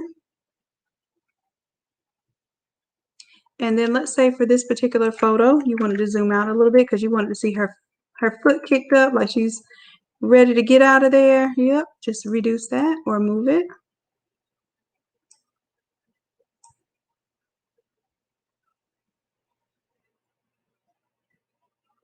There we go. And same thing here, if we need to move around our logo a little bit, I kind of like that I can see the lion's face right there, so I'm good with that. If we want to see what this looks like all over and not just the 13 by 19, I'm going to go to the background and just disable that layer mask. And there we have it. And see how everything changed out? Let me see this logo right here. It looks like I need to clean it up a little more. Let's see. Yep. Let's clean that up right here, right there. So let's go back to our logo. This is our smart object. So once we clean it up once, it should do what it needs to do. I'm going to put a real weird color in the background, a solid color. Let's do like a bright green or something. Normally this will let you see any of these little particles floating around, but obviously the particle that's floating around is kind of doing its own thing. So I'm going to do my best to get in here close. We can't see it, and it's the only reason why it's amplified is because it has that that stroke and that drop shadow. So what I'm doing is, let's see, I'm going to go ahead and rasterize that layer. There it was. I saw a little bit clean up there. All right, so let's come out of this and see if that solved the problem. If it solved the problem, then we're good. Oh, of course, it added another problem of putting green there. I forgot to turn the green layer off. Let's turn that off, and then let's update, say yes to save. All right, so that cleaned that up. I'm happy about that. All right, let's back up a little bit.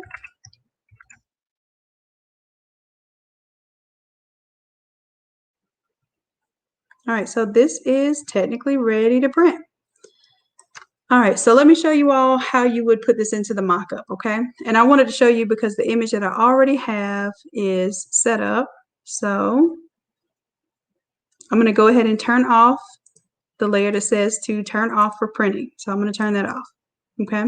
That was my guideline and also my swatches, okay? So I'm going to turn that off because I definitely don't want to print those.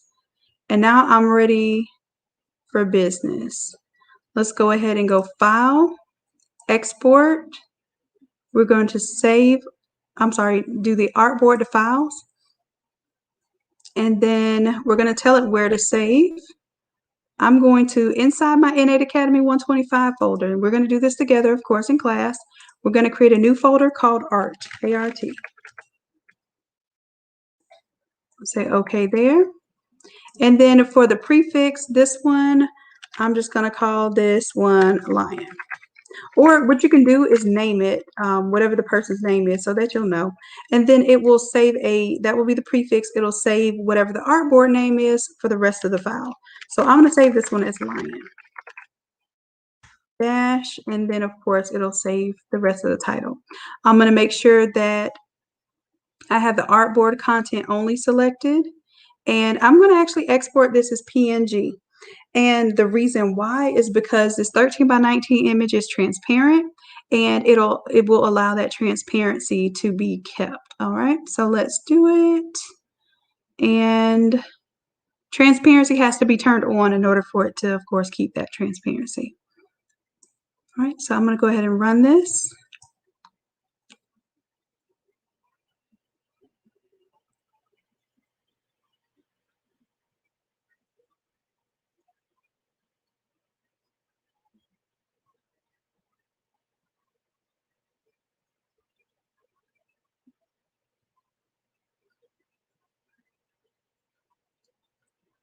And like I said, I do have some other graduation photos that I have collected too. So I will be doing some more projects. Certain photos I didn't use for this one because, like, if I only had one photo and not two, because this particular design I wanted to do with two photos, then I may not have selected yours. But every time I ask for photos, just even if you've already sent them to me, just drop your photos, because sometimes I'll see too that they're persistent folks that really want to partake in the live. So I will notice that. All right, so artboards, the files were successful. I can say OK now. All right, now I can go over to my mock-up, and the mock-ups have smart objects, okay? So the 13 by 19 shirt design. Oh, first let me show you what it looks like when you save these. So this is what my folder looks like. I'm going to go to the art folder where we told it to save, and there I have my PNG for the stole and the PNG for the shirt. All right, so I'm going to go ahead and just drag and drop this. But at first I have to open my smart object. I'm going to open up the smart object for the shirt, and let's go ahead and drag and drop the new image in now. Boom, it fits right on top of that. I hit enter to lock in my transformation, turn off the visibility of the previous image, hit yes to save and update this, and there we have it. Ready to go mock-up. Now I have this presented as a jumbo size. Jumbo size print is something like an 18 by 24-ish size, and I started doing jumbo prints because I didn't want to do all overs, because I usually get these kind of design requests and print requests very last minute. So I try to appease them by saying, hey, we can do the jumbo prints. It's going to cost less than the all over shirts, but I do have all over designs and stuff as well. And if you want me to, Corey, I think you asked me about that. I'm going to do a follow-up video showing you all how to make it in all over, okay? And that's something that you all will want to learn how to do. I doubt we're going to have time in class to do it because we're doing the mock-up plus the design. So I don't want to do a mock-up or the design plus the mock-up plus transferring it to an all over. But that will be one of the classes that we incorporate, turning a 13 by 19 design to an all over. We've done the reverse. We've turned it all over to a 13 by 19. So now we need to learn how to do it the other way around. All right, so while I'm talking, let me go ahead and double click the smart image for the stole. And again, I'm going to drag and drop. Boom, there we go. Hit enter to lock in my transformation. When I close out, I'm going to hit yes to save. And that's it. Now I do see it looks like I need to shift my image over a little bit. Yeah, I should have done that. Matter of fact, I think I had to do it on this image too, so I should have just shifted the image overall on my smart object. So in hindsight, while I was moving fast doing my mock-up, see how the image is kind of offset because the hand here, and the hand doesn't even show up in the image. So I should have centered this more about her head than centered it on the artboard as the whole image. So now when I update that, I should see that line up better here on my art. And then I had moved this one because of that same reason. And then this one would have been able to stay in place. So if you do your prep work and you drop it into your smart object just right, just like with the logo, we had to do some prep work and some cleanup, but you drop it into your smart object just right, then everything else falls into place, and you might have to do some minor adjusting. So a little bit of shifting, of course your color changes, and to change out the text, you could choose your text tool. I just double click, or actually triple click on something that needs to check the text changed out. I don't know why I didn't do it just then.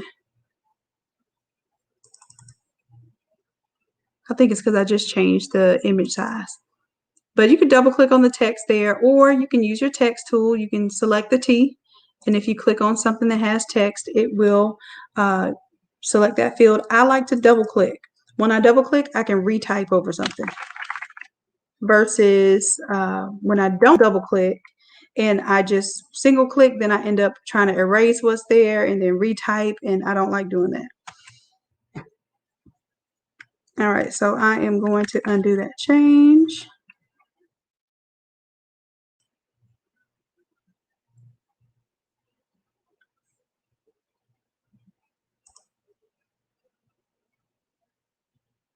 Yes, and the jumbo is technically, you don't even have to have a big printer to do the jumbo prints. The jumbo is basically taking two 13 by 19 sheets, and I don't even have to create a split template for that, because literally what you do when you go to print, let's say I was going to print this, and this is the reason why I don't like exporting as PNG, for those of you who ask me. Now, you know that I created that as a 13 by 19 artboard with 150 DPI. When I go to check my image size, Photoshop, when it exports PNGs, always makes it 72 as the resolution, and then it increases my width and height to make up for the difference in what I expected my file size to be. So because it does that, I have to, and I don't have to do this when I go to print, I just can tell it to print to the page size, but I don't like doing that. I like my print, I like to know that my print is going to be 13 by 19 and 150 DPI. So I go back and I manually change this every time. And it doesn't look any different because it is literally the same dimensions, but and the same file size, but Photoshop chooses when it exports PNGs. Now, if you do save as a PNG, you can do that. But when you do save as, when you export a PNG, like with the feature that we just did, it will automatically resize them, and it drives me crazy. But now this is 13 by 19.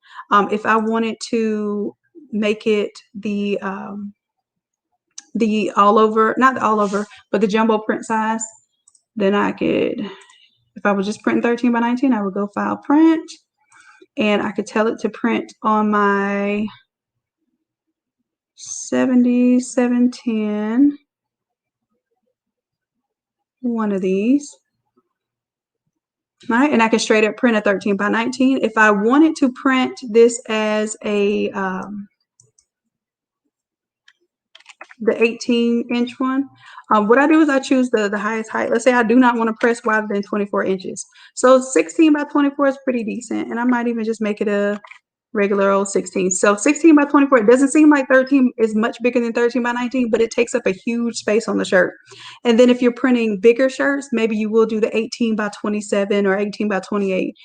So this one here, I could tell it that I want to print landscape, and instead of worrying about tiling, what you're going to worry about is, as long as your height is not taller than 25 inches, then you can just go ahead and make sure that the top is there. I will print this one, and then you can print the bottom just like that. Okay. And if you wanted to make sure that it was the same amount of space to the left and right, then I would just lock in that. Oops. Let's do 1.5 there.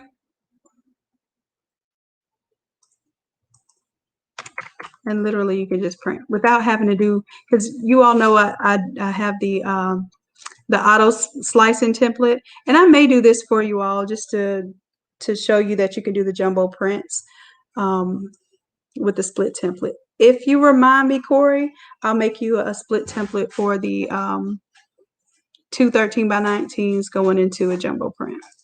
Okay, and I'm still working on the 8.5 by 11, making it into an all over split template. Okay, so y'all check my video out for calibration. I'll show you how to set up the printer, what settings to set your monitor to, what settings to set up your printer for printing, and then also what settings to set up from Photoshop so that you get consistent color printing. And that is one of the main reasons why I like printing from Photoshop for sublimation. I printed from several other programs, and the colors, I cannot get the color settings right. That's worth my time. Okay, so I just want to let you all know, if you do nothing but just print from Photoshop, then it'll be worth it.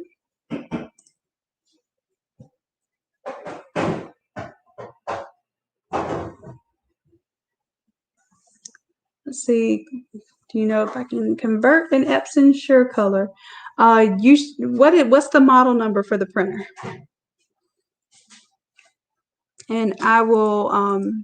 Most Epsons can be converted to sublimation, and by conversion, usually it means that it has to have cartridges and a chip. That's the thing that stops Epsons from being able to be converted.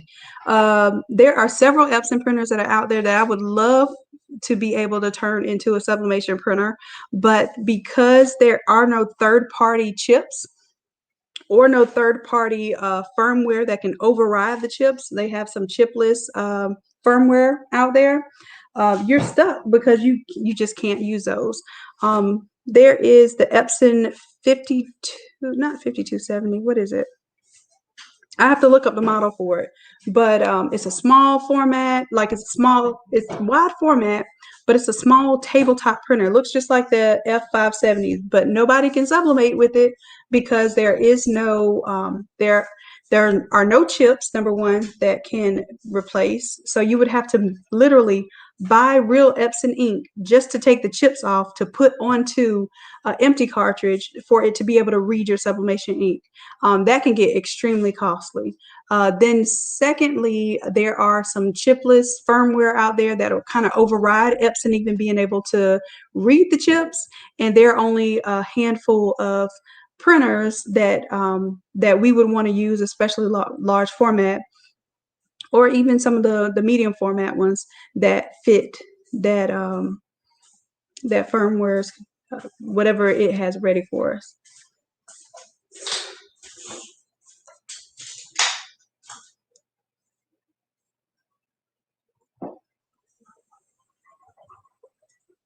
Sharon, yes, I did upload the 124 recording. It was really super long, and I have to try to cut it, but I did upload it just for you all that wanted to take a look at it from 124. All right, and let's see. Hey, Octavius. I'm good. How are you doing? Yes, Corey, I know you're going to try this. I already know. And I think that it will work for your clients because your clients are asking for more and more of the all overs. And rather than, tile the all overs, and this saves you ink too.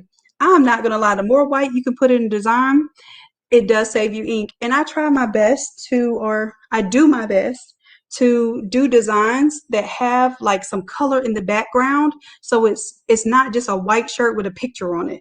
They really do see the design that we put into it with the kind of artistic mask. It's not just a rectangle on a shirt. They see all that as part of the shirt, part of the design, and it makes them think past okay, well, I don't need a black t-shirt, because usually the reason why they're ordering all over is because they don't want a white shirt, or they like the look of the all over print. So this is a very, very happy medium here. If I wanted to make this look 13 by 19, literally, I would just reduce the size of this down.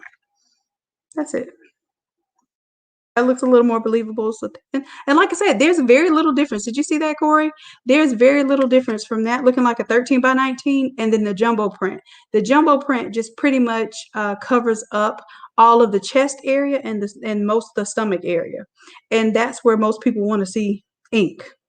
Okay, because they claim that the shirts are see-through or they're white or whatever, so they want a little ink over the chest area, and most of us want a little ink over the tummy area. Okay, so if you can help them with that and avoid doing a bunch of 4-section and 5-section tiles to do all overs, then I'm definitely standing with you. All right, and the other thing is I have this clipped down to the shirt. So let's say I wanted this to look all over. I could take the same art, same concept, and make it look all over. Of course, you need to adjust your graphics because you don't want to have it cutting off this stuff. But I just wanted to show you that you could use the same template to make an all over look. Okay. So let's see here. I don't want to make it all over in this file. However, what time is it? Y'all let me know. Do y'all want to see me turn this into an all over? If I give me a 1 if y'all want to see me turn this into an all over. It should take me about 10 minutes. So if y'all want to see that, give me a 1 and I will go ahead and make that happen, Captain.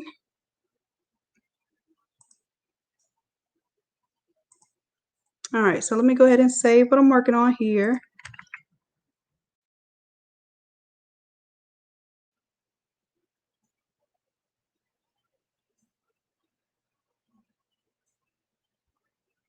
And Rona, if you want to print 11 by 17, it's not gonna do the stole. The stole template that I have right here is 13 inches wide, and it allows you to basically cut your paper in half and press both sides of the stole with one single sheet of paper or with one roll media length of paper.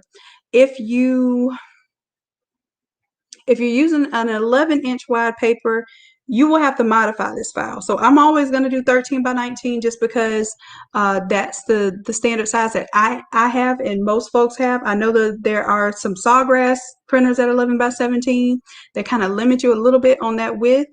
But this one, I don't know if you would get away with doing them 11 inches wide. You basically would have to print each side on a separate sheet of paper.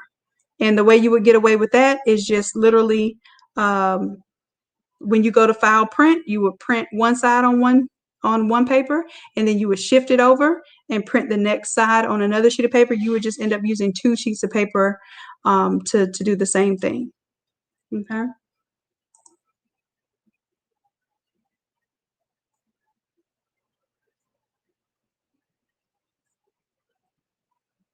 All right, so let's see. Oh, okay, I got some ones here. I was a little delayed, but I see them. How will this work with the roll media? Oh yeah, absolutely. The roll media. Now here's the thing: if you're trying to do wider than 13 inches, you're going to have to tile anyway for the jumbo prints, because one dimension is going to be wider than 13 inches. But if you're just doing roll media like for these graduation stoles, absolutely. I put the measurement up here. 13 by 34 is the size of this. So if you print this on your 13-inch roll media, cut the roll media to 34 inches long, you can literally print from the very back of the stole to the tips of it and not have any white space. But there's something I wanted to do here because this is something I traditionally do. So this will be the 13 by 19 background. And then I'm going to group this again.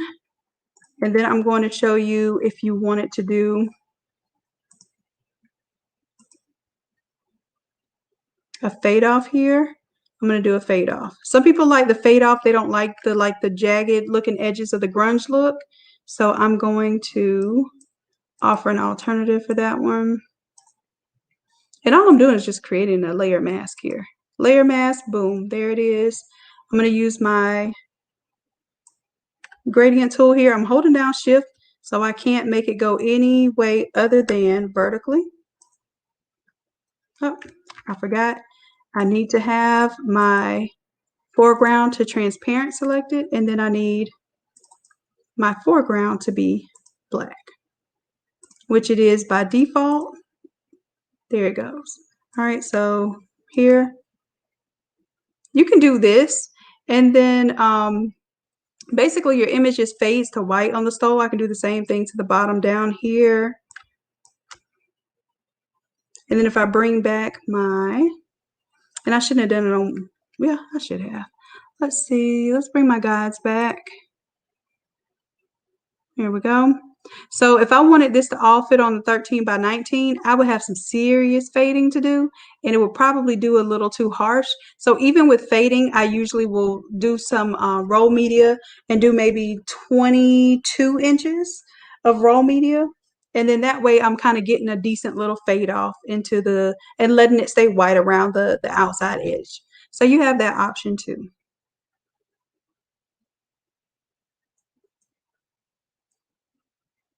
But these are all things that you can do yourself. Like you can fade it off, you can fade it to white.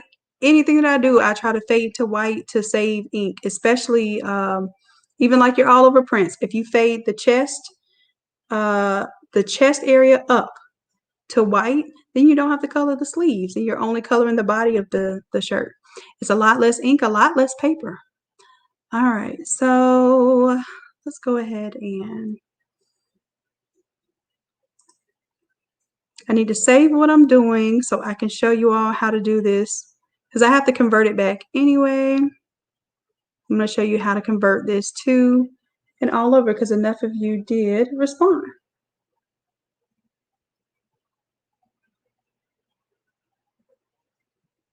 And Darika, if you go to the Innate Creatives Facebook page, I put a link for the roll media, for the 13 by 19 paper I use, even when I use spray adhesive, heat tape, all of that stuff. And most of them, not all of them, are do offer me a little bit of commission when you use my links. So please, please feel free to use my resources because it also gives me a couple of coinages. All right. All right, so let's go ahead and save what we're working on. Control S. I'm saving.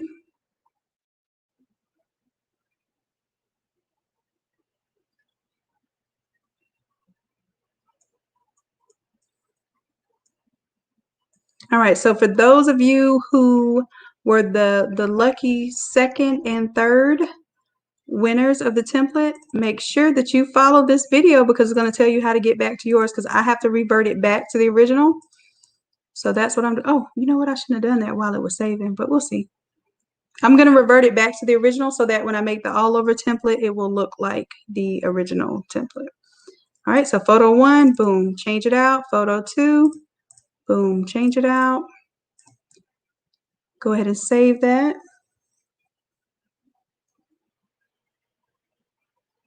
Change out the logo. Go to my move tool. Let's go to the logo. So I will save this here. Matter of fact, let me go ahead and I'm going to merge this together so that if you ever need this logo, it is here for you. All right, so I'll turn that one off, turn the previous logo back on. And this helps exercise my understanding of how universal a layout or design really is when I change it out a few different times.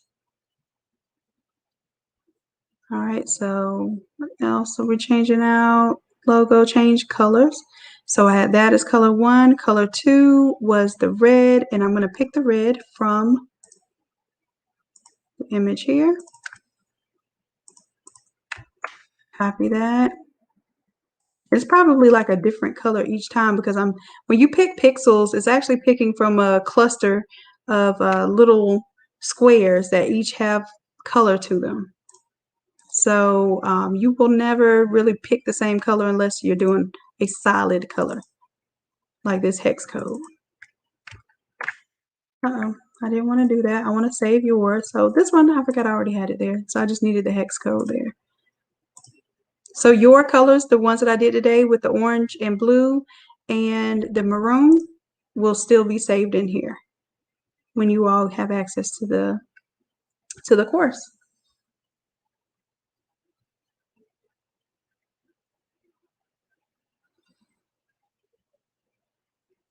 And I think it's Erica here.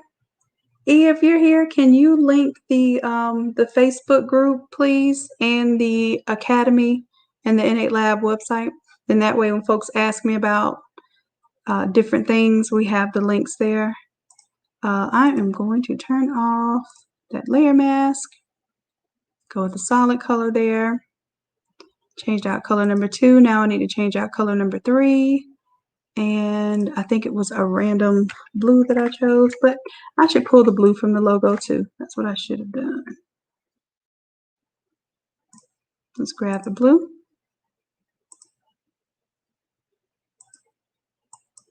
Oh, I am on,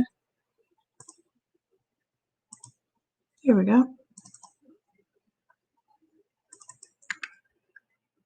And see this one, this blue naturally is lower here on the on this hue section, so it is not so purple. So I'm good with that one. And let's go ahead and change our color number 3. Y'all let me know if something didn't change like it's supposed to, because I've been looking at this thing all day, so I may not see something.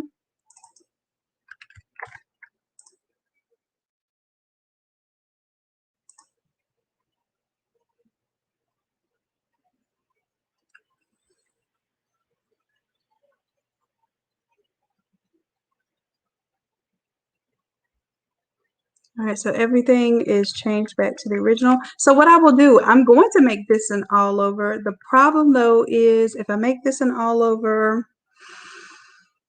that is separate from the stole, it'll be easy. I'll just show you how to do the all over. Because I want you to design it all together so that you don't have to do the heavy lifting. The heavy lifting is done by the template, and you are just utilizing your Photoshop skills to change things out and to understand what these layers do. That is a task in and of itself. Now, I have the free, as a matter of fact, I will show you.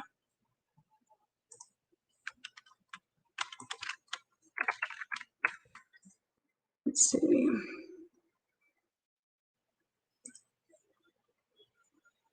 I'm looking for my free 21M. And 21M are the best, least expensive shirts that I found, especially for pressing all over. So I highly recommend it if you can find them. They seem to be in better stock lately. The end of the summer, the beginning of the summer, one of them had started a bad period for jerseys because they were out of several sizes several times. And I guess they finally got right. All right, so I'm doing 21M. I'm just downloading the free template. Now, I give you all this template from the Innate Lab website for free. I have one for adult size, youth. I have one for all of the toddler sizes, infant sizes, and an additional one for 4X and 5X, okay? All right, so I'm changing this, like I said, let's time me 9:06. If I don't talk about anything else other than this all over, I think we'll get this done in 10 minutes, okay? I just deleted some layers I don't need. I'm gonna come over to my artboard here, go to my 13 by 19, and that's the shirt design here. I'm gonna select everything that is in here from the top to the very bottom, including this little green layer here. And then I'm gonna just pick it up and lift it and move it to my all over artboard. That simple. And then what I'm going to do is Control T to transform it. And I'm going to make it bigger all together. And what I want to make sure of here is that my main parts of my image stay within this dotted line area. I don't want to cut off anybody's face. I don't want to lose any words. So if I can keep my main stuff in here just like this, I'm good to go. Then all I have to do is focus on the background. So I'm going to go ahead and let that update. Give it a moment. There we go. Everything updated just fine. I'm going to take off this layer mask, disable the layer mask. All right, so I can see what I'm working with there. Now I have to change this background here. I'm just going to make it go full size here. And I still have my smart colors here, so keep in mind this is still technically a smart template. I'm going to go ahead and smart color number 1 here. Control T. I'm transforming it. Now this one only has to go out as wide as the shirt here. But I can make it go all the way out to the sides if I just want to keep it simple. And I have to keep in mind that if I'm doing a small or medium, I'm not going to see that black down there. So if I want to see more black, I have to pull that up, hit my enter there. My red here, Control T, it's a smart color. So all I'm doing is just making it fit the appropriate dimensions here. And let's see, anything else? Those are my color splashes. So let me make my splash a little bit bigger here. It's all over. Why not? Why not? When you're doing all overs, I find myself asking that question a lot. Why not? All right, so that's that. And if I wanted to see what it looked like with the blue, I could change the colors. But like I said, I like the white. I like the contrast that it adds. Now my school logo, I might not have it right there. I like to kind of offset my logos to the shoulder. Maybe now you can even bring in another image. Let's say I wanted this image. Let's get a little fancy. Let's do, now I won't be able to flip it because she has words on her chest. And if I mirror image it, it'll look crazy because it won't be the right letters. What am I looking for? I'm looking for the photo. Right click, photo. Oh, photo 2. It's literally right there at top. Okay, so I'm going to alt click and drag a copy of it now. And let's say I want to make this like a watermarked version of the photo. I can pull it back here. Boom. Boom. I'm going to drag it behind everything else. And then I'm just going to drag the opacity down.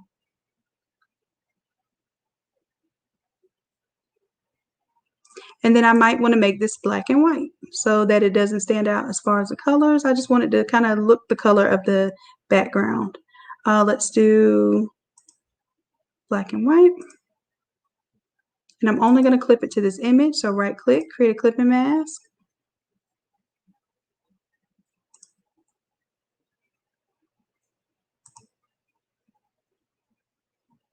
And now I can kind of play with the blend mode to see if there's a blend mode I like better. Let's go with darken and bring the opacity up a little bit. It's kind of hard to see with the grunge there, but I think we get the idea.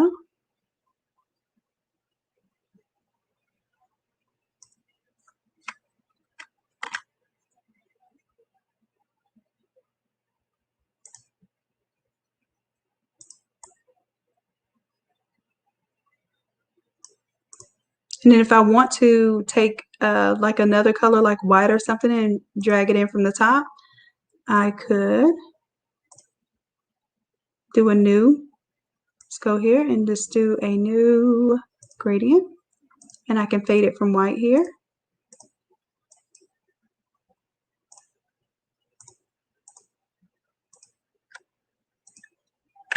Control T. Oh, no, I don't do Control T. Duh. I'm just going to make it do the reverse. So it goes from the top down.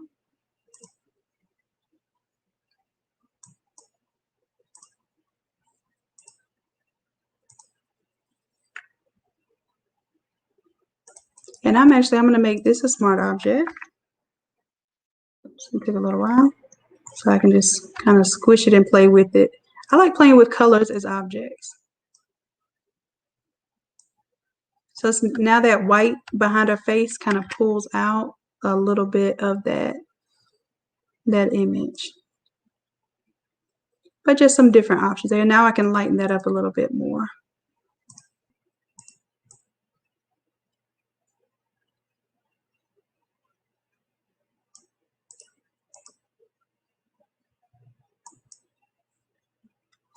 All right, that's just an example there. But everything else stayed the same. You change the name the same, all of that. I mean, we didn't have to, we spent more time doing this than anything else and adding white to the top, which we didn't have to do.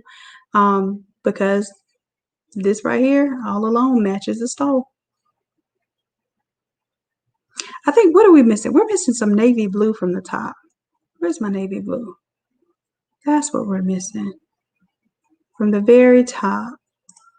And let me get rid of some of these layers we don't need.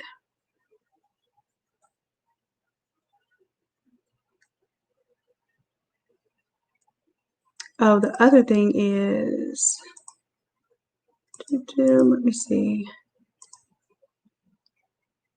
Did we use the blue in this design at all? I don't think we did.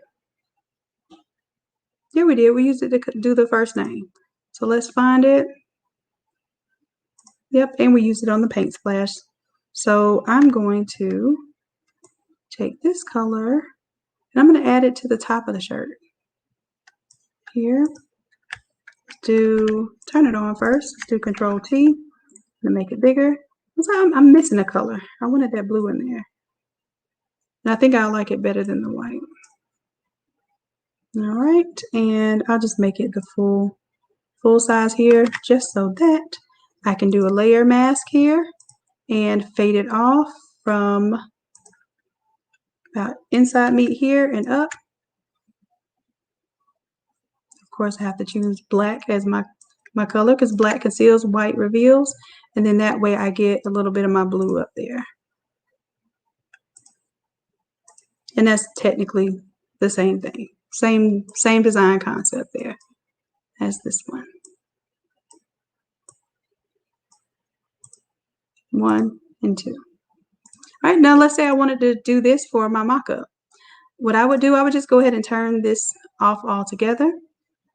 Now, when I print, of course, I print like this because I don't want to print all out here and waste ink or make it hard, because some people think they're doing themselves a favor by printing all the way out to the edge, but then you cannot see if your shirt is in there right. So you'll be pressing all kind of crooked and all kind of slanted because you can't tell where your sleeves are supposed to be versus the body of your shirt. So I always print with this mask on, and this prints up to 3X shirts. So this one mask right here, this one size, will print small, medium, large, extra large, 2X, and 3X. Of course, you're using a little more ink and paper when you go outside of this, but that's what the split template is meant for, is to optimize some of those smaller sizes and get you to use as little paper as possible. In fact, the split template goes up to a size large by only using 4 sheets of paper. And of course, we have plenty of videos on that, and the split template is available in the Academy. All right, so I'm done with the advertisement. Let's go ahead and let's do file. This one, I'm going to do a save as PNG. And let me go ahead and save it in this 125 folder as art. And then this will be the all over. Boom, boom. Let that save.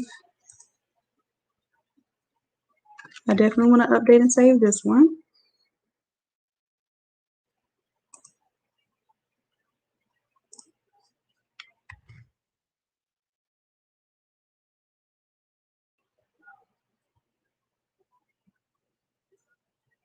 All right, and now all I'm going to do is literally drag and drop from my folder where I saved the design, the all over design, art.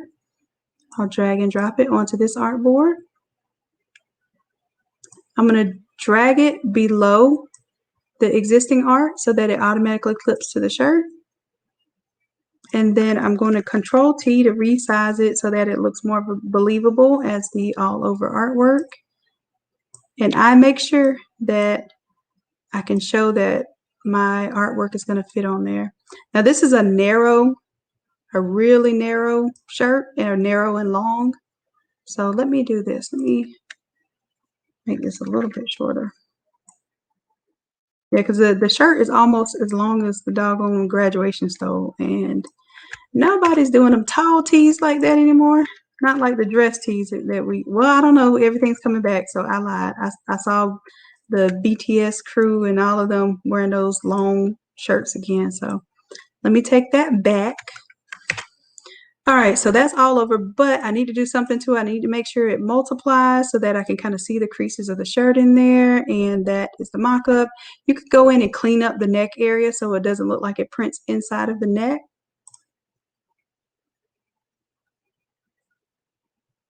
But that is a different little story.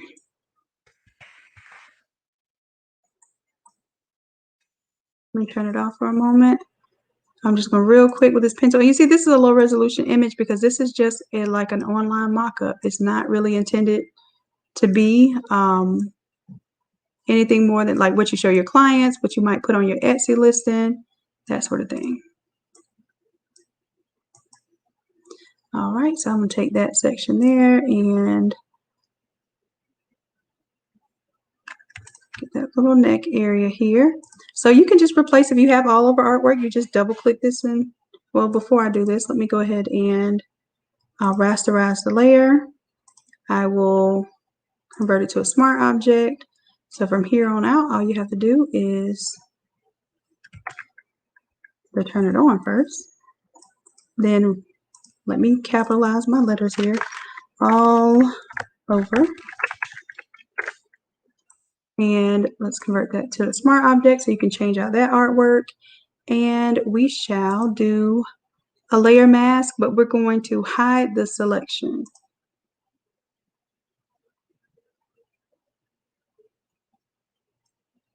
And then still, we'll drop it down to crop to the extents of the shirt. Same thing with our jumbo image here.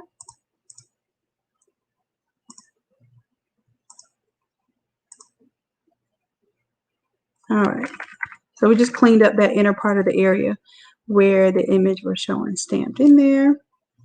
And if you want to reduce the opacity a little bit so it looks like the image is on the shirt, you can do that. You can play with the levels to get a little more shadow to pop through. But that's it. And I am now going to switch this back to the 13 by 19 original image. I've got to do that. So let's go back. I'm going to file, save as. For anybody that's in the class, I will save this for y'all. Know how y'all like to see me do work, and then like, well, what you gonna do with that file, Shannon? I will give y'all the file, but we're not doing this in class, so y'all better not pop up talking about doing that part as an all over. Matter of fact, I will not post it till after the live class is done. So this is going to be, this will just be the all over shirt.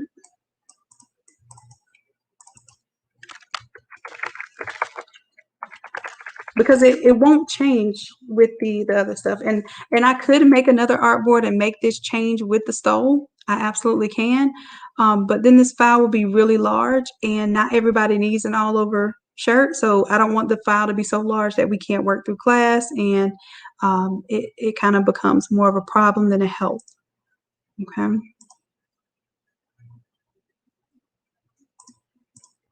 Turn that on.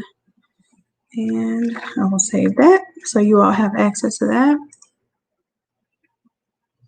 And then what I need to do is export these. Move tool, turn off for printing.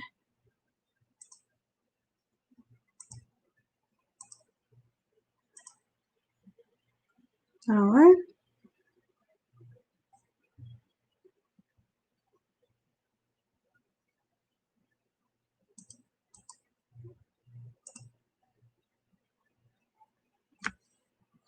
All right, everything looks good. I can go ahead and export these as PNG. So export, artboard to files.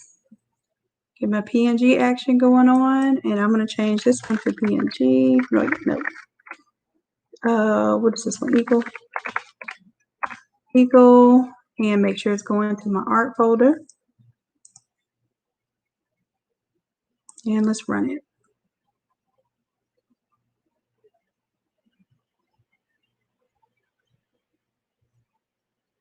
All right, so I'm going back. I'm checking comments now. Let's see here.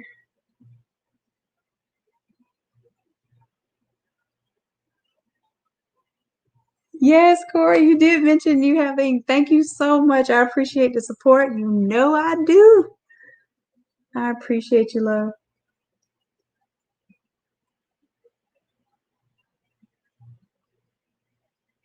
And I know you're going to be staying busy because you have been definitely pumping out that work lately. And yeah, we're gonna do the jumbo print. I'll do an add-on to anybody that purchased the 13 by 19 split file. I'll do the jumbo version. So I will tell you though, jumbo version is slightly bigger, and I try to get it to where I only have to do 2 presses. So 2 presses, and it looks like it's pretty much covering the majority of the front of the shirt. And Rona, you can do the jumbo prints now because you're 11 by 17. You will just have to make sure that yours is within 20 inches tall. Well, let's see. 11 is going to give you 22 in height, 17 inches wide. We usually give ourselves an inch of bleed area. So I would say 16 by 21. Well, if you are normally doing 11 by 17s, a 16 by 21 is definitely going to look substantially larger. So I guess it's based on what you're used to doing. If you try to do the jumbo size, you're going to end up wasting a whole nother sheet of paper just to get like a couple more inches. And I don't think that's going to be worth it.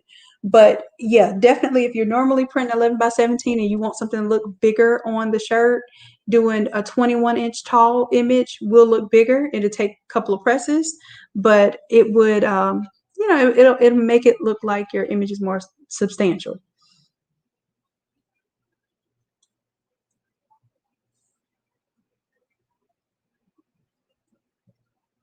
Yeah, even with the 15 by 15 press, like I said, you work with what you have. I'm not telling y'all to go out and buy a whole bunch of equipment. What you have to figure out first is this something, number one, that my customers want? The want has to be there first. And then number two, are they willing to pay for it? And then eventually, if they're willing to pay for it, charge them as if like you had the equipment that you're going to need to have. Because basically the money that you get from doing those jobs, you should be able to pay for that equipment once those orders start rolling in. Don't do it for cheap now, and then when you go get, you have to try to afford the equipment to do that feature, and then you're scrapping to get this expensive equipment. They still expect you to do cheap shirts with these big images on them. That was one of my major mistakes when I first came out, because I was trying to get people on sublimation in my local area, and I just wanted people to see my art on shirts. So I would do them for less money, and I ended up spending so much time. Everybody loved the product and the outcome, but I spent so much time designing randomness that I lost my value of what I was really doing. So be mindful of that. Charge accordingly for what you're offering. If you're offering bigger than normal prints, charge more. That's it. Like I said, that's why I came up with the idea to do the jumbo prints, because I know that the all overs, like some people don't like what you charge for all over. So I try to offer something as a medium, or an alternative to the all over prints. And even 13 by 19 is considered oversized. So, first of all, people just got to be willing to pay for what it is that they say they want. And you're putting quality work into it, quality artwork that they will not find anywhere else, especially if you're talking about your local clients. You got to stand by your work, stand by what you're putting into it. Not only are you purchasing templates and buying classes and paying to hone your craft, but you're also like you're putting in this time and energy that you're taking away from other things you could be doing to make money. So the time value is there. You're worth it. And your customers will see that, especially when they head out and everybody's asking where they got their stuff from. That will happen.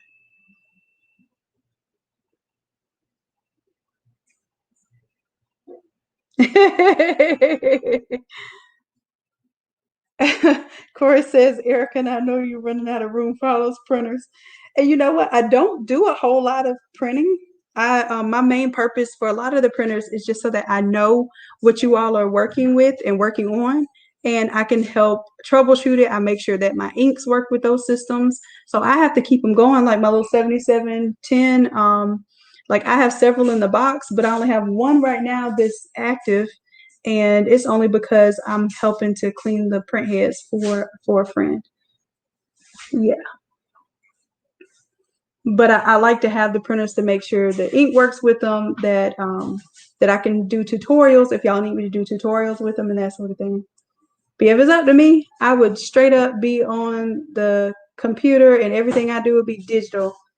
And I would just float around like a Wi-Fi signal. I would never have to physically print or make anything.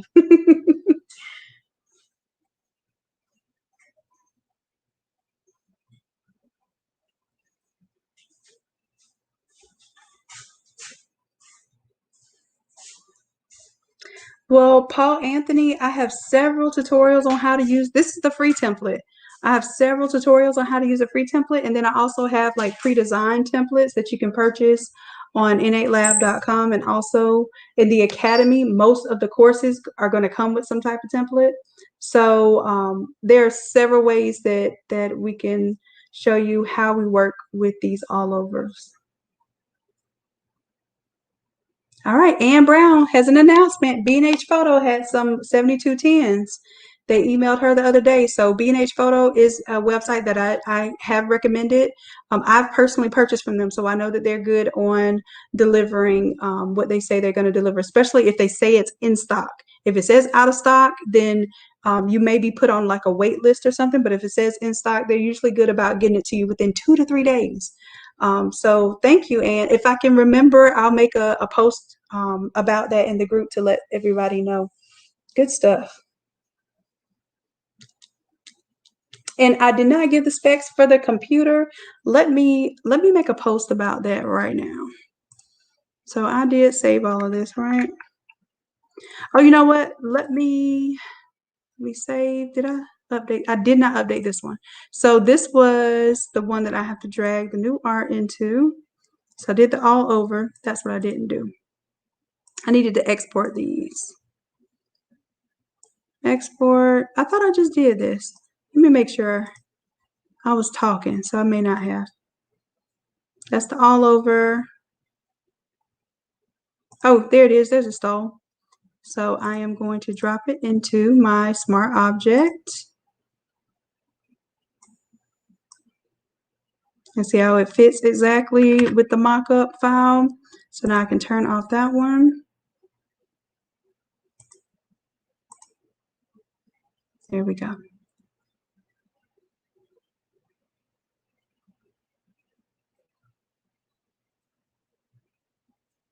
CompSource, they used to be another company years and years and years ago. I haven't dealt with them in those years and years and years since I remember that company, but I do remember the name of that company as a legitimate company. Who they are now and what they stand for now, I don't know much about. But if you ordered, I would definitely check the status and see if they're in stock. A lot of these companies are saying that they have these printers, and they are very much on back order. Okay, so Miss Hart Williams, this is about to be put up on the site right now. So let me get to my business. I'm going to make sure that I have the homework. So this is me going over this session. I know it's been kind of long here. So what you're expected to have, this is for class tomorrow. So for class tomorrow, if you are participating in class, you will get this template. You're going to have to download 2 fonts. Okay, they're free fonts. You will need to have 2 subject images, and you will need to have the background cut out prior to class. If you need to know how to do that, I have a little video here that shows you how to use Remove BG to get the background out of your images so you can be ready to go. All right, you need 1 logo image, and I want to make sure that the background removed prior to class.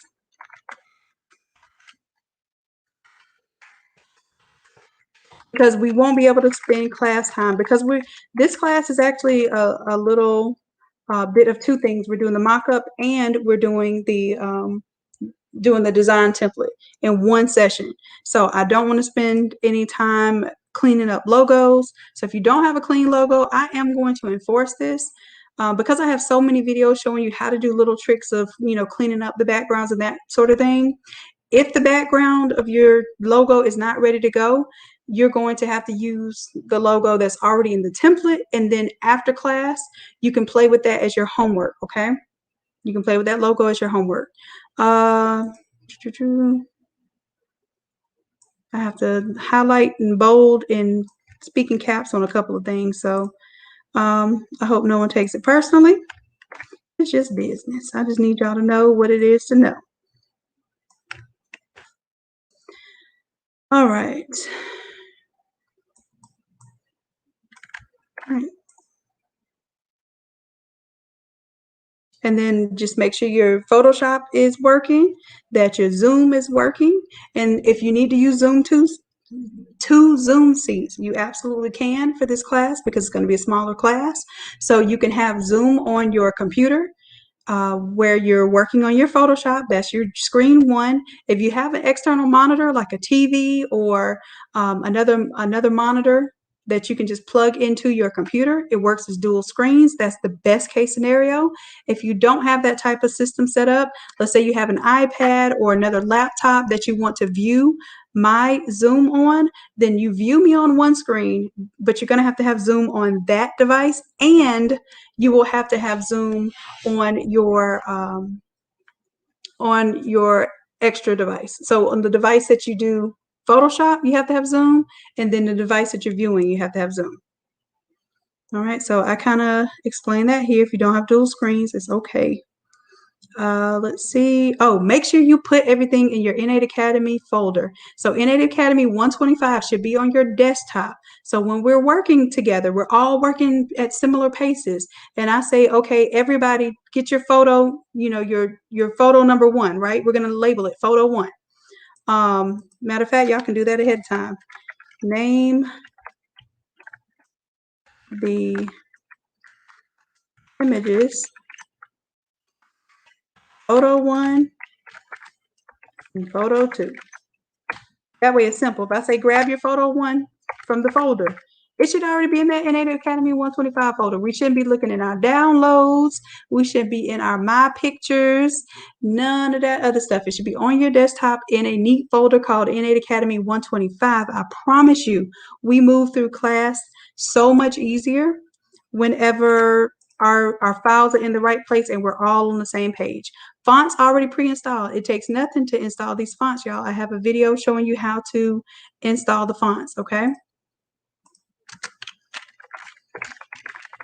Download and install. Oh, I have a link for that. I'll show you here. Yep. Fonts from above. So I have a video showing you how to download and install prior to class. And I have to say this because we'll get in class and I don't want to call anybody out, especially, since we're recording, because it will be forever in the course if you don't come prepared. But I don't want to have to tell somebody, no, we can't do this because you're not prepared. Okay. So it's simple. Download, install the fonts, get me 2 images. Some of y'all did this on this live tonight. So I know it's not a lot of work to do prior to class. 2 images, cut out the backgrounds with Remove BG, and then have 1 logo image that doesn't have a background. If any of those fail, you can always come to the class and use the images that I already have. And the only thing is you will not be able to change out your images to something you actually want to print. And I recommend that because when you put your hard energy into something that you want to produce, you remember the steps better, okay? Okay, class tomorrow is 7 p.m. Eastern Standard Time. I am creating the course link for it right now. So I'm actually, while I'm going to be chatting with you all, I'm making my little mock-up here. So I'm going to take the all over one off because I don't want to get everybody too excited about the all over version. I'm going to go back to my 13 by 19 here.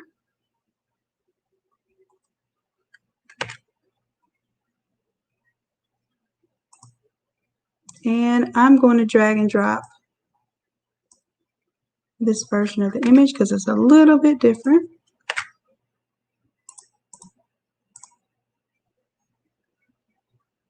All right, so I'm going to go ahead and put up my text while I'm talking. Well, y'all know I don't really multitask, but I can pretend to multitask.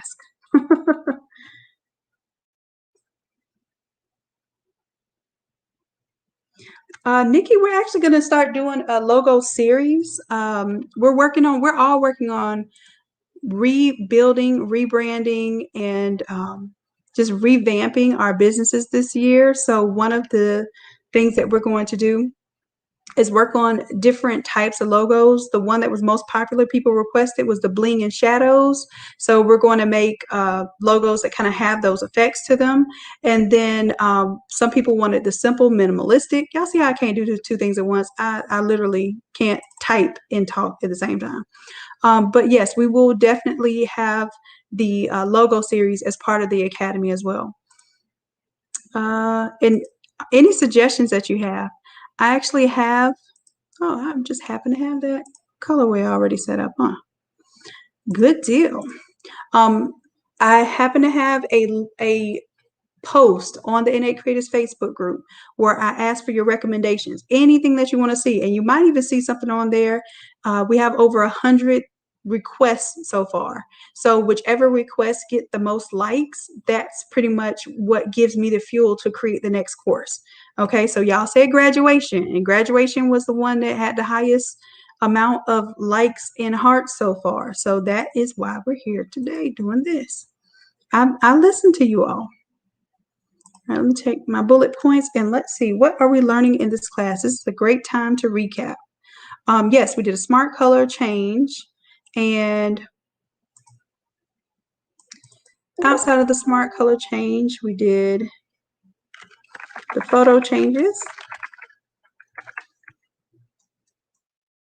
We did logo changes.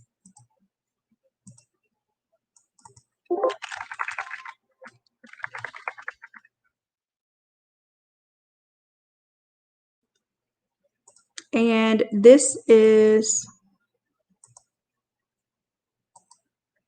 instead of add text, I'm going to put edit text. The template comes with a class. And the other thing that I want to show is that so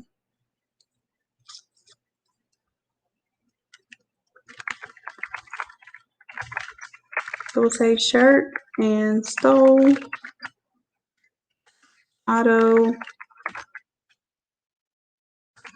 design. And what I mean by auto design, basically, if you design one, it's going to automatically design the other. So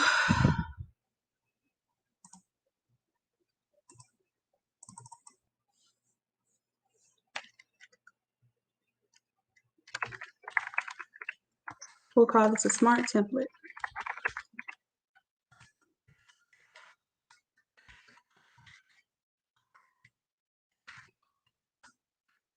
Oh, and shirts.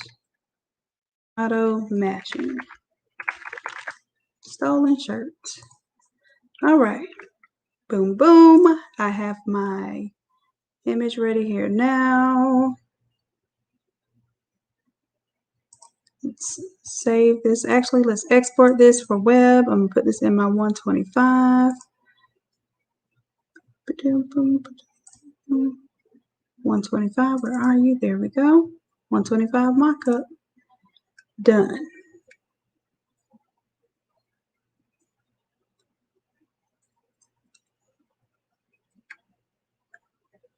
All right, so the 125 class, I am literally building the course right now. So I'm going through my quiz questions. So let's go through these with y'all. All right, did you create a folder on the desktop and name it Innate Academy 125? Well, did ya? That's a quiz question. You should say yes. Save it.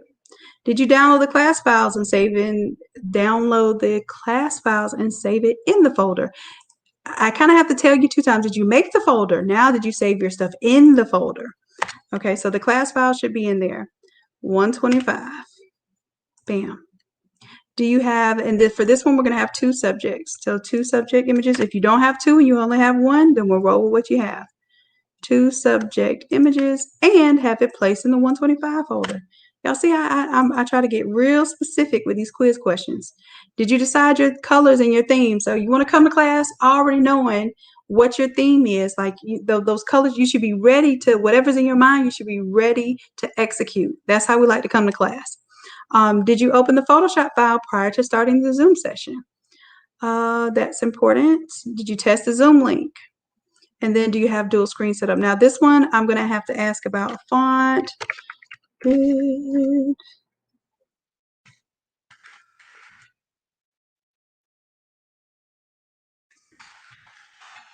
Did you download the class fonts and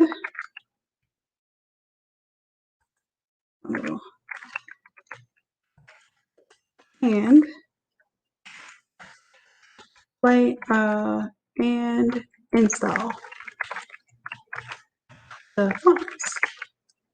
All right, so that's going to be in your homework file. So that file that I was just showing you, I was reading from, that is the homework file. All right, so we'll save that one. I think that's it. So you need a logo. Oh, yes. No,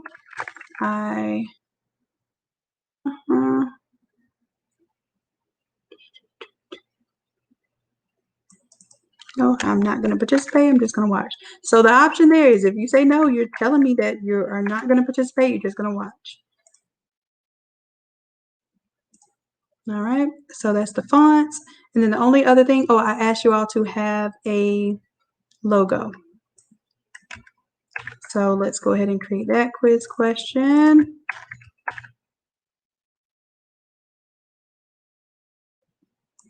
One logo image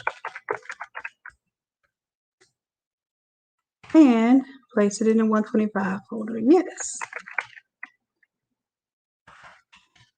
And the alternative to that is no, you're just going to use what example image I have. All right, so that is the quiz. So I just gave you all of the answers to the quiz. Hopefully those quizzes help you all. I do them because I want you to know what's expected before you come to class. And usually what is expected before class is very simple. It's usually just bringing a couple of files with you, downloading a font or 2, and that's it. Okay. That's it. All right, so I'm getting ready to post this. So for those of you who are the VIP members, I'm going to post a special coupon code so that you attend this class for free. Those who are the $30 members, you can use your 67% off discount code in order to attend the live class, or you can wait. These courses will automatically update for any of the Academy members upon the time frame that it's supposed to unlock. So I will go over that in just a moment. Let me go ahead and save this for the folks that are here tonight. So this is live. It's tomorrow, which is 3/7. It's at 7 p.m. Eastern Standard Time, and this is course number 125. All right, so I'm going to go ahead and make my little Zoom link for this. And you have to read through the homework. The Zoom link is at the bottom of the homework. So for those folks who ask where the Zoom link is. If you're trying to find it right before class, more than likely it's because you haven't read the homework and you don't know the Zoom link's at the bottom of the homework. So read through that homework, get it done. It literally takes a couple minutes to do that part, and then we get to have a lot of fun because everybody's ready. When we have prepared classes, man, we go through it smooth. We have everybody excited about the outcome of their projects, and we very rarely have unprepared folks, even if it's just like a little hang up. I usually help work through those. But now that the classes are getting bigger, the hang ups, we don't have time to troubleshoot your hang ups, not your homework hang ups. Now, if you have a hang up in Photoshop, yes, all day.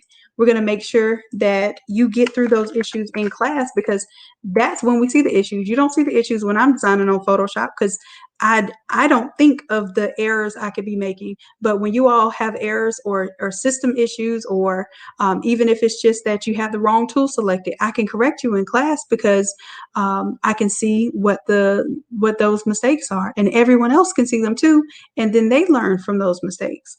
So the live classes really are, and the recorded classes are a way to see your cohorts, the people who have the same level, maybe even less experience than you, pushing through and getting it done.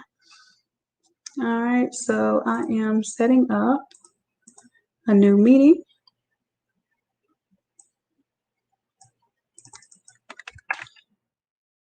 And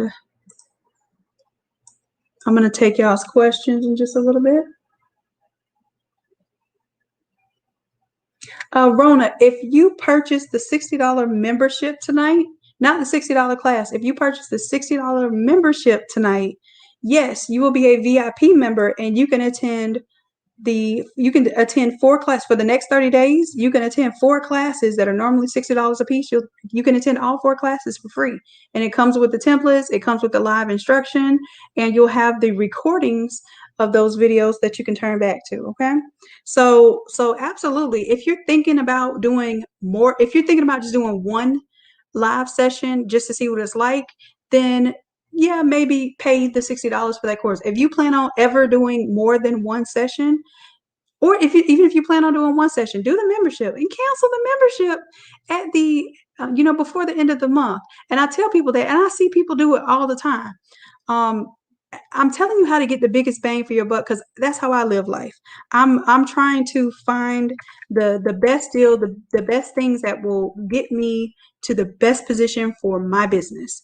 And sometimes, yes, if I can't afford $60 a month, then I will join a membership, learn as much as I can in that short time. I have memberships that cost $250 a month, and I will pay to be a member for 1 month just so I can absorb as much as possible, get through the material. And if I see value in it, then I'll keep it. If I don't see the value in it, then I don't keep it. Or if I learned all I can learn from it, then I'm good with my $250 for that 1 month. So I tell you all that because I want you to get the most you can from it. And in just a moment, I'll show you what all you get in just one membership. One membership is 1 month of membership is definitely worth it. Definitely worth it. And as a matter of fact, I'm sure some of the folks here in the chat can attest to that. I'm just not good at multitasking, and I'm trying to set up the Zoom link, and all I'm doing is scrolling up and down the page while I'm talking. So let me set up the Zoom link real quick. Like, it really should take 2 minutes. And then Erica is in the chats. Corey's in the chat. Tanya's in the chat. We have some folks here who've been here for quite some time that can definitely attest to the benefits of not just the membership, but just the growing community that we have too. All right, so updating that. It's going to be tomorrow. It's the 7th. I'm going to start at 7 p.m. It is a 3-hour long class. I usually hang out a little bit later for those who may need a little extra help or have extra questions, that sort of thing. But I'm getting to where I can't stay after that much more after class on Sundays, because I have to be at 5 o'clock in the morning on Monday. Let's see. I'll set it to where it automatically records the meeting, and that should be all I need.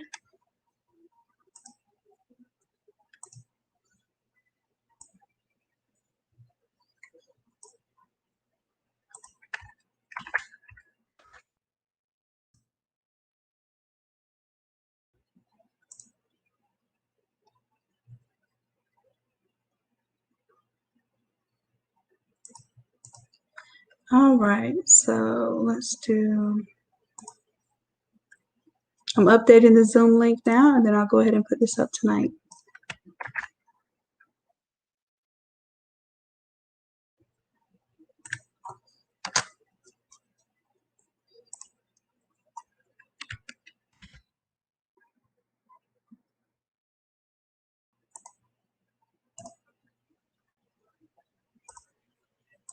All right, so PDF is done.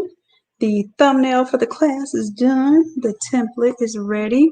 And like I said, you probably won't see the all over version of that thing because I just threw it together and put it on here. But I'm not going to put it up until after the live class because I already know my people. Y'all gonna have me trying to work on this during the live class, and we won't have time for it. I promise you, we won't have time for it. Okay, but I did do it for you, and I will give you that for free, okay? All right, so I'm just closing up, making sure everything is clean and good to go. Thank you all for helping me with this today. I know you think I'm on here just teaching, but you all are helping me become a better teacher and put really good materials together because I know what you're missing. You're telling me what you need. You're telling me what you're lacking, and I'm able to help with what resources I have.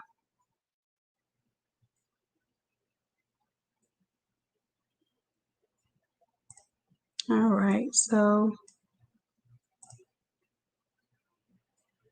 that's ready.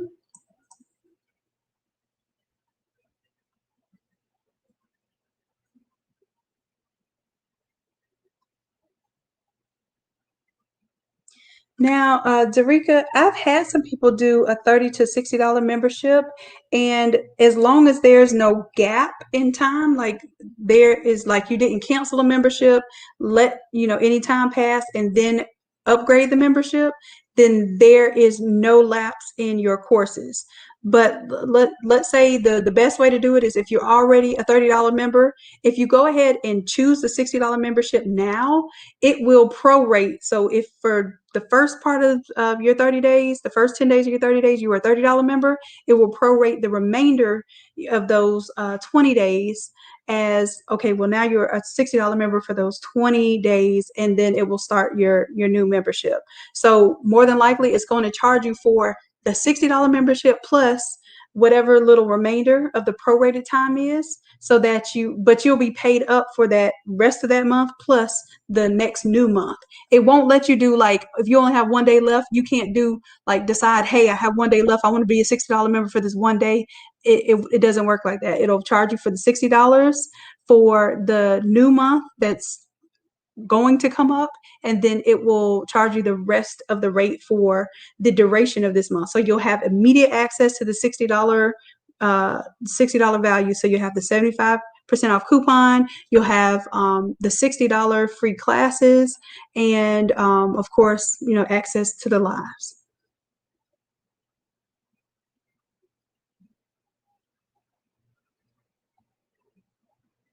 Thank you, Simply Beautiful. I appreciate that. I appreciate y'all chiming in and helping, because y'all know your girl don't multitask worth of nothing. It's one of those things. I can do many things, but just not many things at once. That is one of my drawbacks. All right, so I am putting up the class. I'm adding the files to the class. Content, let me add this content. And that's another thing, this whole system of setting up these classes and stuff, it's been a learning experience too.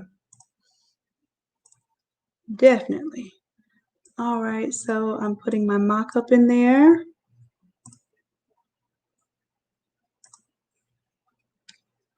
So you all will get the mock-up file. Did I save the mock-up file? Let me make sure I save that. Oh, and I forgot to, I can leave it that color. All right, so let's go ahead and save that for you all.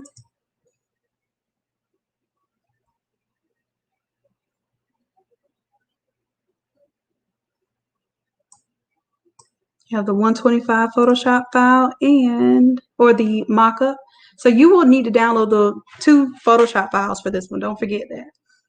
Basically, anything I include for the class, go ahead and download it and put it in your Innate Academy 125 folder. I said I'm not going to give you the all over just yet.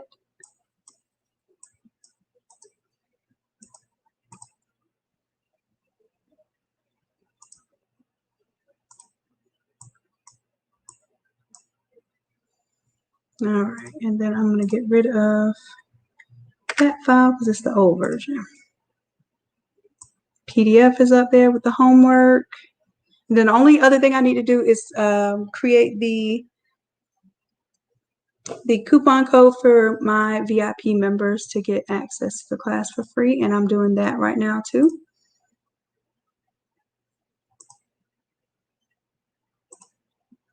I'm going to go ahead and publish the course so I can make sure that you all can see it.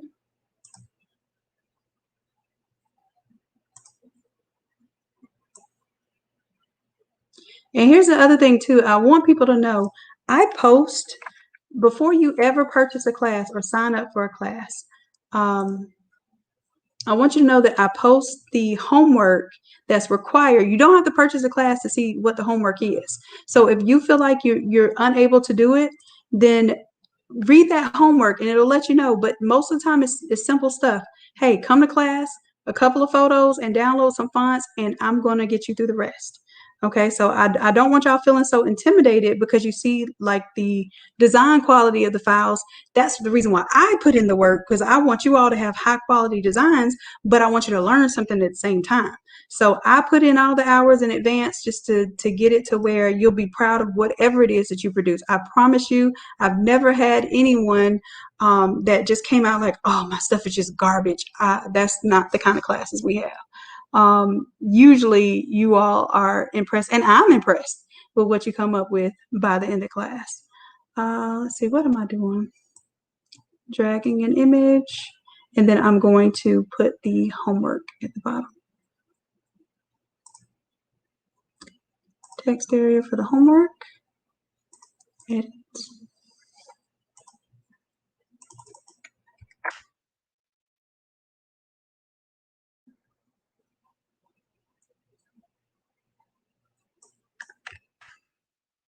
There we go. So I'm going to go ahead and publish that. Let's see if it's showing up on y'all's end. You can go to innateacademy.com or academy.innatelab.com.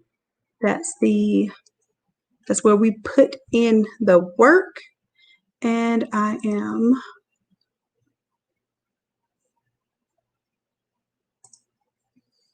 making sure we have our course here. 125 is what I'm looking for. I'm going to make sure I pull it up to the top of the page so y'all can see it. So let's see.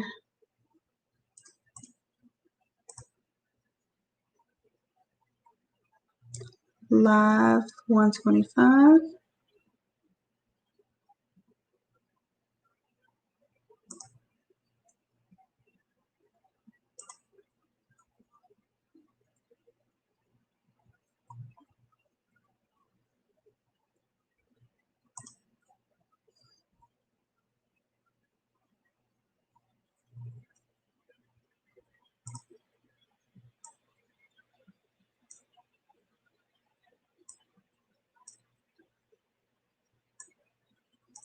All right, let's go ahead and publish that.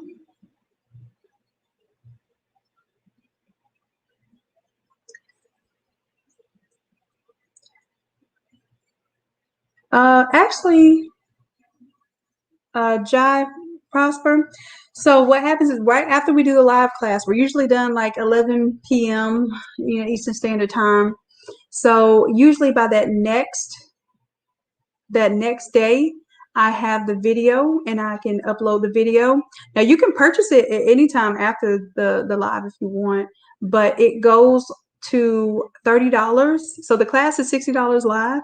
It goes down to $30 after I upload the video, after it's considered a pre-recorded class. So that way it makes it more affordable for folks. If you can't attend a live session, then I give you an opportunity to do the pre-recorded session. And then it even goes a step further. If you're a member, you can just wait for it to unlock and it'll unlock for free, just depending on how long you've been a member. It takes time to unlock these courses. So let me do a little refresh here. And I'll show you. Okay, there we go. So if you go to your live interactive courses, it should be here. And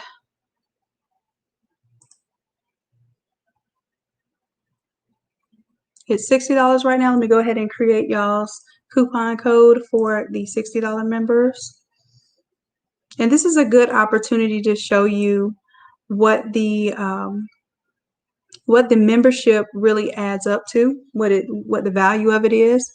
So with the $30 or $60 membership, immediately when you join, you get class number 101, which also comes with my $20 brush pack and some fonts that are paid fonts. Then you get 102, 103, which is one of the most popular fonts ever downloaded because it makes whatever you do look airbrushed. And then 104. So you get those immediately, right? That's $120 right there. That's the value of what you get immediately upon paying for your $30 or $60 membership. Then 7 days later, you'll unlock the next file and the next class and so forth and so on. So every class is literally a tool for you to use. So it's a template. You're learning from the template. You're producing professional level results every single class. So basically, you end up your first month having $240 worth of classes and templates. Okay. And that's without using your coupon code. So if you choose to use your coupon code, the $30 members have a 67% off code, and the VIP members, the $60 members, have a 75% off code. So let's say there's a class that you don't want to wait to unlock, like the one that we're doing right now, and you know graduation's hot, you want to go ahead and get those out there, then you can purchase the class ahead of time. You can use your code for the live class, so you're not paying $60 for the class. If you're a VIP member, you're paying $0 for a live class as long as you attend the class live. You can't just say that you're going to attend the live class just to get the template and then you don't show up. That's grounds for expulsion, because basically we need live members. So this is a reward. You get your template early if you come to the live class. Okay, we used to have it to where you could only do one live class a month. Now the incentive for being a $60 member is you can attend all. Usually we do 4 classes every month that are live, and you can attend all 4 classes with your $60 membership. All right. In addition to that, you get the templates that come with the classes. So everything we do, every single thing that we do in here is supposed to be something that makes you money. So you have to let me know, hey, what is it that makes you money? When y'all tell me, hey, Shannon, we need graduation stuff, I'm on it because I know that y'all need that to make this grind. Okay. So everything that's in here is supposed to make you money. It's not supposed to be something just to piddle paddle around with Photoshop. It should be a tool that you can use immediately upon completing that course. All right.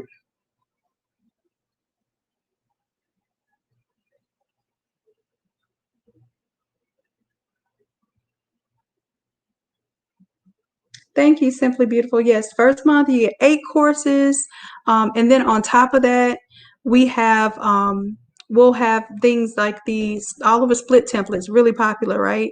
This thing here, you can use your coupon code for that. This was originally $100, and plenty of people paid $100 for it. But I wanted to offer an incentive to the members of the group, so that if you want to do all over shirts and you have a 13 by 19 printer, we also have one for the 24-inch printers, that you could use this system. And this system, you upload your artwork. Really simple. You upload your artwork, and then it automatically tiles how many tiles you need based on what size shirt you're wanting to print and press. All right. And then you have the videos in there too of us in class doing live sessions where we not only print or not only set up the Photoshop file, but we print, we trim, We tape and we press these, okay? So you have access to that video footage as well, and it's several videos, and we'll do this as a running class. This is the running class. If you want to do the interactive workshop, there are no coupon codes for this one because this one is some work. When I tell y'all last time, we did this not last weekend, not this weekend, we did this last weekend. It was, what we do, almost 7 hours together. So I don't offer discounts on this. It's $100. We do it live. It's not just, hey, you pay $100 and you get this collection of videos. I really do make sure that, you know, everyone gets their questions answered in the session. If you have an issue with your heat press, I can tell you my, you know, my recommendations on that. If you have issues with your printer, I can tell you the way that I have the printer set up and the exact way that you should set your printer up to get the best results. All of that stuff is done live. The next workshop we're looking at doing this 3:20. So if you are interested in this, you have to vote on the time that you want. If I don't have enough votes, then I don't run the class. So go to the Innate Creatives Facebook group and vote on the time that you want to do this class. And if we have enough votes, then I will run a live class, okay? Now, usually our live classes are just Photoshop.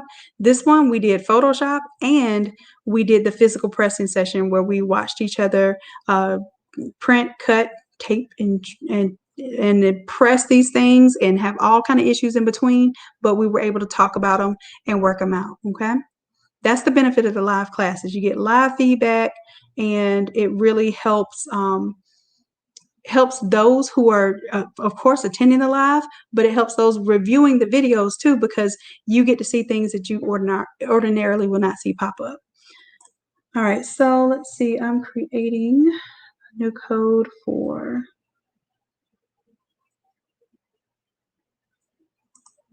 this one.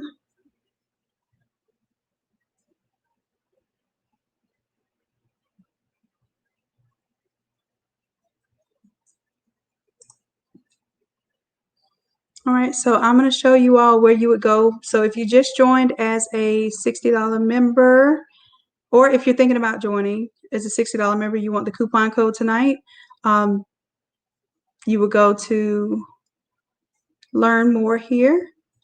You would go ahead and sign up for your $60 membership. And this is where you could tell it which one. There's also an annual membership. If you want to pay for the year ahead of time, you get 2 months free. So instead of paying for 12 months, you pay for 10 months. And you would go ahead and sign in and everything there. And just to show you, I hate when I click off of this thing, it's so confusing. All right, just to show you what comes with class, this is what you're going to look for. You're going to look for your credit card, and when you go to your credit card, you won't have to buy this. It will just, you will automatically have access as long as you're a member. I just had to put a price on that. When you go to that link, it will say a master codes list. Oh, that's the old one anyway. Oh, I must be logged in. Am I logged in?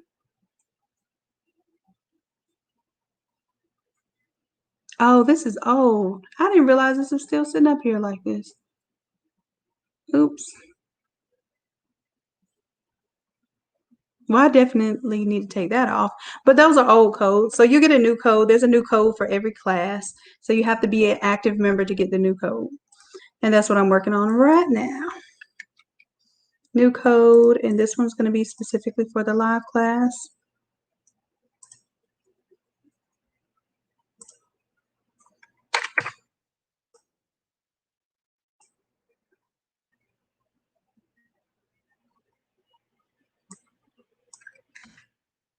So for my $60 members, I'm updating it right now. If y'all give it like 3 minutes, you should be able to refresh your page and you should see it.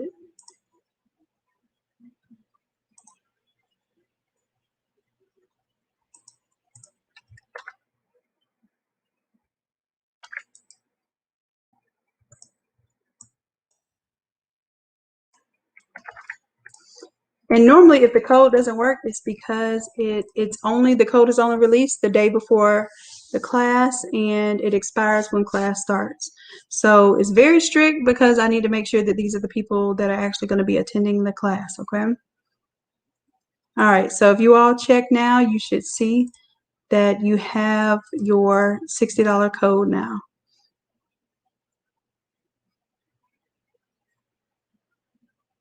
And for those who want to use the coupon code, the $30 members who might want to use the coupon code for the class, I am creating a coupon code that will work for this class for you. So you don't have to pay $60. You would pay, I think it's $9.90 to do. No, it's $19. Don't make me lie. What is it? 33% times 0.33. Yeah, 1980. So if you want to do the live class, it's only 1980 for you. If you want to wait to unlock it, you could do that too. You just won't be getting the live feedback. So you'll have the template that comes with it. You'll have the full video. It'll just be after the fact. So it'll be the pre-recorded version.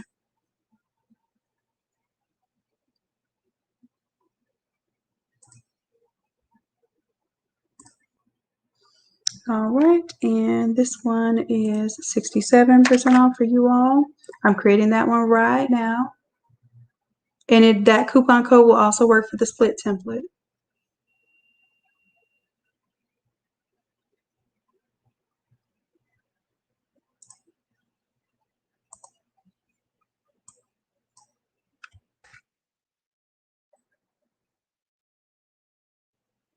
All right, y'all have any other questions for me or anything?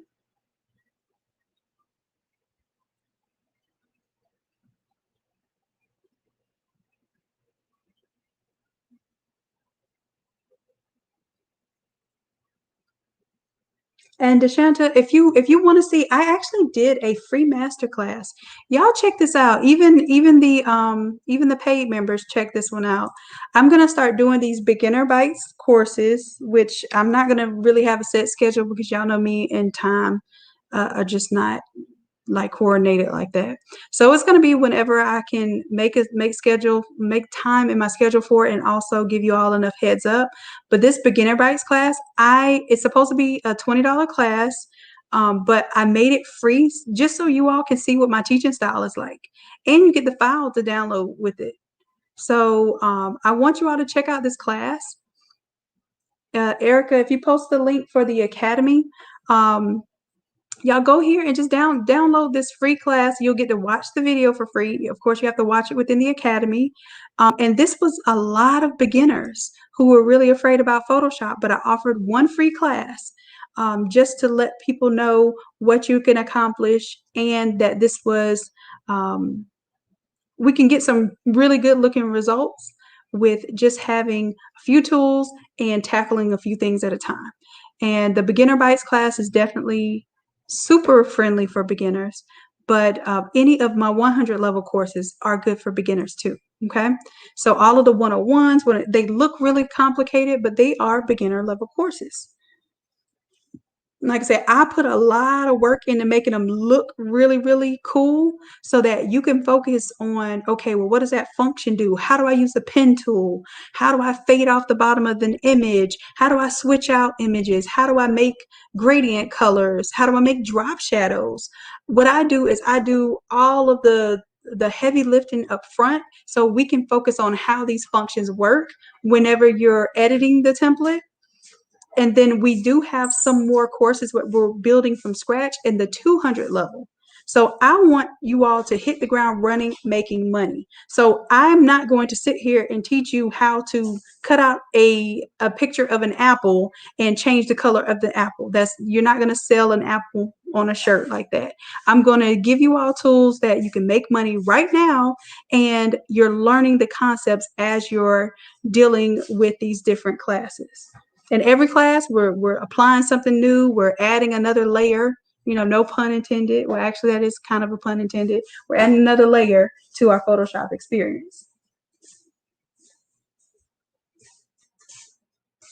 Sharon, it's not going to unlock, more than likely. Yeah, it's not going to unlock until I make it a pre-recorded course. Like basically I have to upload the video and then I can unlock it.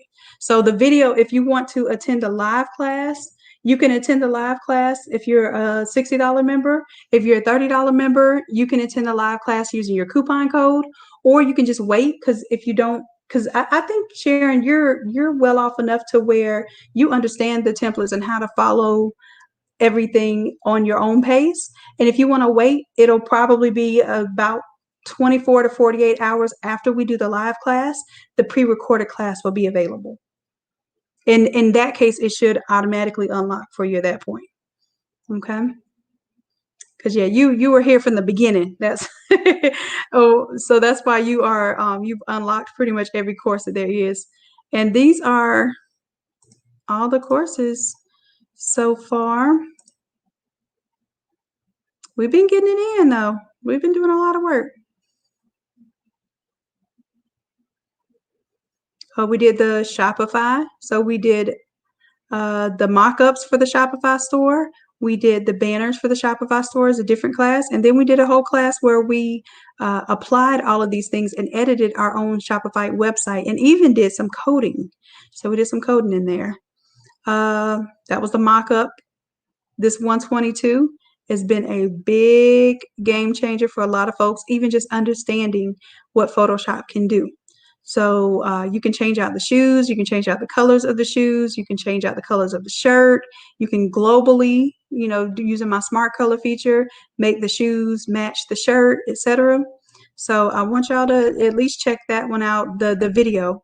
The free YouTube videos is basically all my demos I do for y'all before I do a class, just so you can see what you're going to get out of the class and hopefully, also kind of get you intrigued about the class. All right, so this is what we've learned so far. We've been getting pretty busy.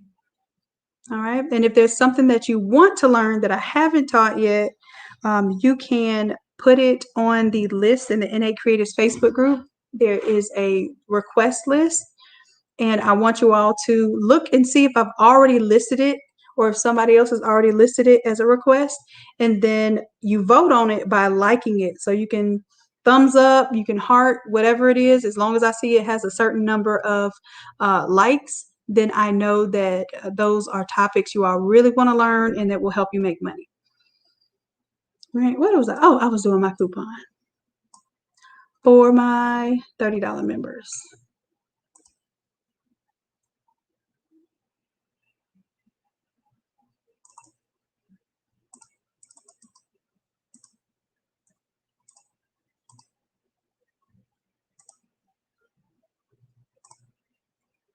All right, so for the $30 members, I just updated your coupon code.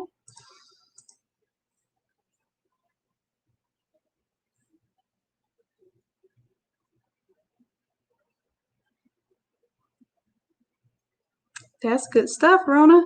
And I know when we get into summertime, I probably will update this template and maybe do some with shorts or, something else that goes with the t-shirts, or maybe we'll do some crop tees or something like that, just so you can, or maybe not a crop tee, maybe just like a tied up tee. That way you'll know that, hey, I can not only change out the color of the jeans and the color of the shoes and the shoes, but I can also change out the shirt style. I want you all to know how to do that kind of stuff, okay? So we will do an updated version to that one towards the summertime, and maybe even do an updated version of it towards the wintertime, where we'll do like the hoodies and the sweatshirts. So I'm telling you, y'all's businesses are going to be decked out. I promise. I probably put more into this for you all than I ever did for myself, and that's the truth. Let's see. So you got your 16% off. I'm gonna do. Yep. So everyone's coupon code should be working now. Anybody have any questions? Is the class up? Let's check. Corey, I believe so. Let me see. The class should be up. So 125 is up. And when you go to buy it, let me log in.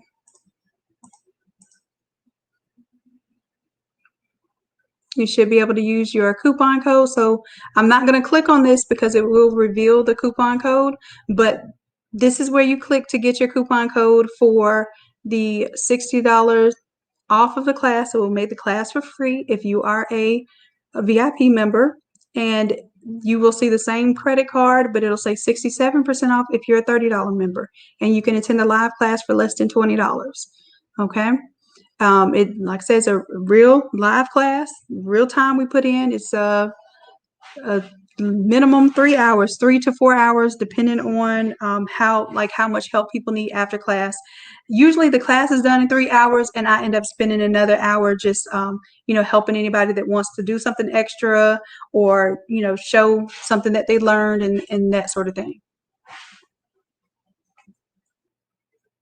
Thanks, Rona. Rona says she loves the 122 mock-up class.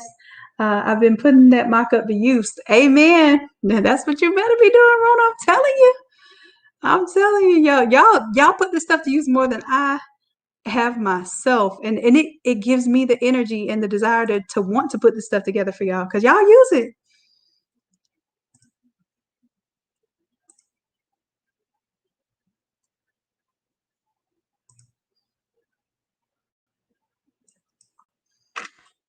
So I'm making my new 75% off coupon code for my VIPs.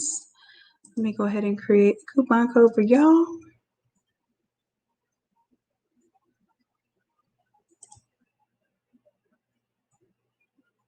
Now everything should be good. And my apologies, loves. I really wanted to get this to y'all earlier, but I wanted to make this template like flow so easy. And then I was just going to do the stole. And then I was like, well, what if? What if I could make the t-shirt design and the stole simultaneously change together and make it basically a twinsy design? Yeah, my what ifs turn into y'all's classes.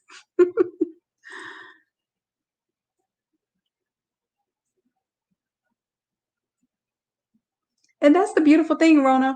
If you've been dealing with my templates long enough, a lot of times, I'm not saying you don't have to watch the class, but the way that I style the templates is as if you're learning to not only use Photoshop, but just learning those effects and things that you can do to make your designs look advanced. So once you kind of gone through a couple of them, then you kind of know my style. Oh, well, Shannon gonna put a drop shadow. She gonna add that gradient. Now my new things is the smart color thing that I think I invented. So if y'all hear anybody else talking about some smart color, or hear anybody else talking about a all over split template, y'all already know. You saw it here first. I put in that good work. I even had for the split template, I even had a dream about it. And the reason why I came up with it is because it was more like a nightmare. Because in the class, in my dream, I was trying to explain to people how what dimensions to print, and how you put in your origin point of where you print from. So you have to do math. And I was like, well, if you want a 1/2 inch overlap, then you need a 1/4 inch from each page, but you're going to lose about a half of that 1/4 inch to the margin that the printer is going to make you have. So you really need to add 0.35 to that. And then I was like, you know what? Let me figure out a way that I can design a little system that every time, the more you use it, the quicker you get with it. But it's a system that basically does the calculation for you. It uh, saves each individual tile as a JPEG, and you're able to just print and go. And if you just happen to mess up one tile, you can go back and say, hey, print tile number 2 again. And you're able to do that. If you have roll media, now I have this one also does the roll media. So if you look into this one, it comes with it for free. So whether you're doing the 13x19 or the roll media, it's embedded in this class. And then if you have the 24-inch roll printers, then that one is down here. I did develop one for the 24-inch folks. People are asking me to do one for 8.5 by 14 and the 8.5 roll media, and I am actively working on that right now. It takes me a lot more effort because it's a lot of pages. All right. So I think I got everything uploaded for you all. If I don't, y'all please let me know. If there's anything else that I can be of assistance, if anybody's hanging out a little longer and wants some questions answered, I'm here. Otherwise, I think we've gone over everything we need to go over tonight, and we're good.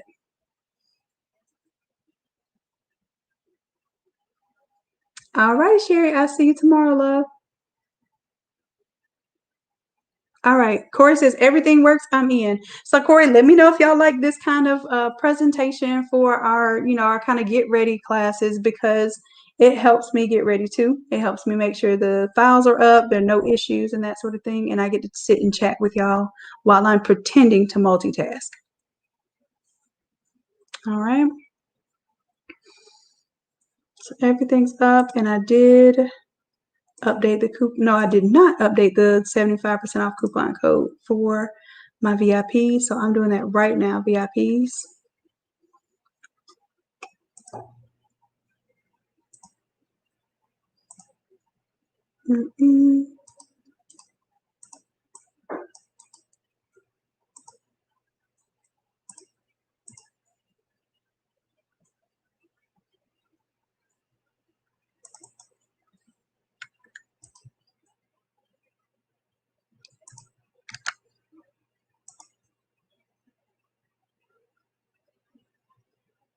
Sharon, go ahead. If you just pay for the membership, go ahead, and there is a code at the bottom that says use this code for $60 off the upcoming live class. Copy that code and go ahead and purchase the class. That way, if you need anything, and I'm here right now, I can literally show you what it looks like from inside the academy and how to download and all that good stuff. So I'm going to take this off screen so that on this account, I can use the coupon code, but you'll see this screen here, and that's what I'm doing right now.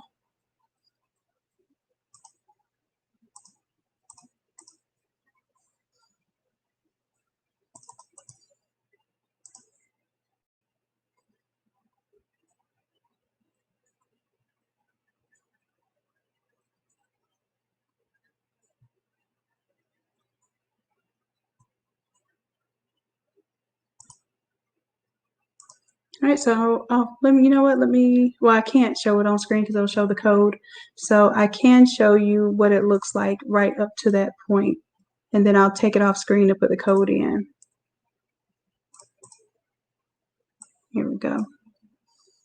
So when I go to buy the course, it's going to ask me if I have a coupon. I can click that, put my coupon code in. I'm going to take it off screen to do that part. All right, and then it'll say get access for free. You click on that button, and then it'll show you this screen, and you can start the course. Okay, first thing that's going to pop up is the quiz. Now you can access the PDF. The PDF is what you're going to have to, you can download and even open it up in the browser. You don't have to have a special PDF viewer to view it. You can open any PDF up in any browser. But this is where you're going to find your Zoom link at the bottom. But I would just want you to make sure that you review the homework, and that's it. Of course, you'll download, you don't have to download the mockup. You're going to download the mockup PSD because that's a Photoshop file. I'm finally giving y'all my mockup file. And then the stole art file, you're going to download that too. And of course, the fonts that I give you the links to the fonts in the homework, so you don't have to search for them. The links are right there. And also your, make sure you have your photos and your logo. So 2 photos and 1 logo. And you'll be ready for class tomorrow.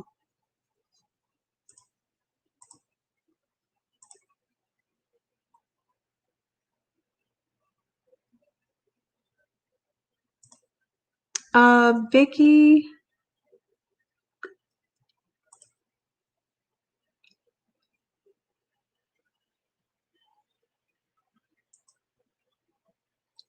what Did you refresh? Because I just updated the coupon codes too. Were you already logged in? If not, if so, log out and log back in because I literally just updated the coupon code for the $60 off.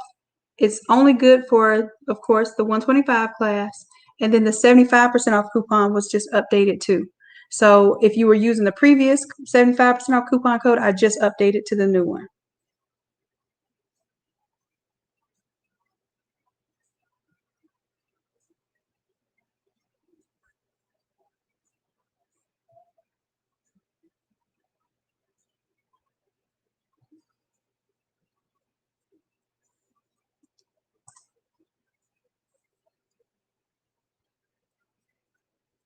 All right, so let's see. I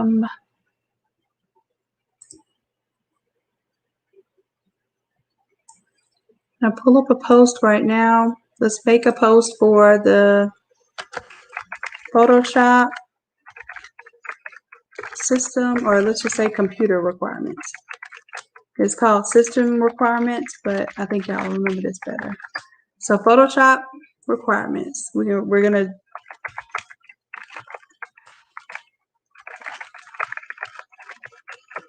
can I spell tonight? Can I go ahead and look that up?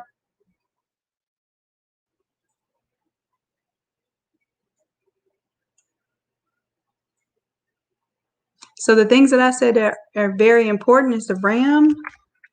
Now I'm going to link this. I'm gonna straight up link this on the here, but I'm gonna summarize what I think is most important.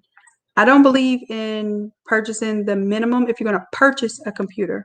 So if you're going to purchase, I would say go with the recommended, because that means that you're probably not going to get another computer for a little while. So you want to make sure that it's stable and able to work with Photoshop for longer.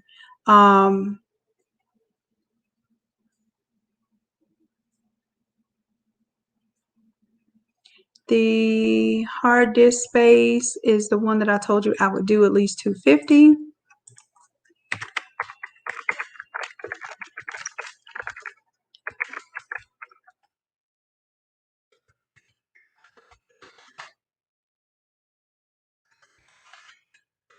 And this is the RAM.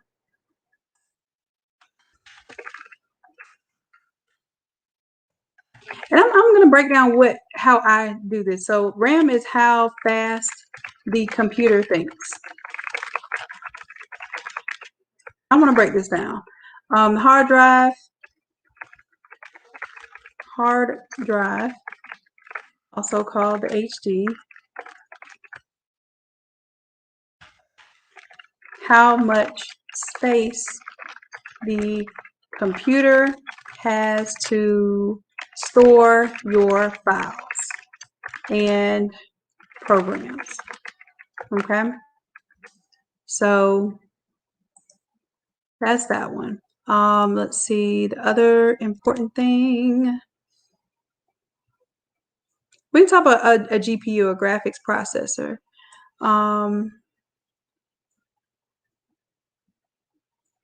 Like I said, nowadays, I don't think you're going to have that much of a problem, but as long as you have an updated computer with the graphics card that can be updated, I believe you're going to be just fine, because everything that we do,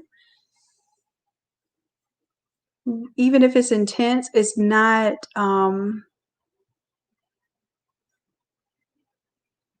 like we're doing like huge backdrops and banners and that sort of thing. That's what really, really takes up a lot of space. These Oliver shirts are the ones that are pushing it.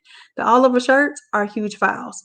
But usually things that we're doing, Oliver shirts and under, are good enough to be used with the graphics cards that would come with the system that has 16 gigs of RAM or greater. But I'm going to go ahead, I'll speak to this anyway. So the GPU is the graphics card. This is just for those looking to purchase a new system.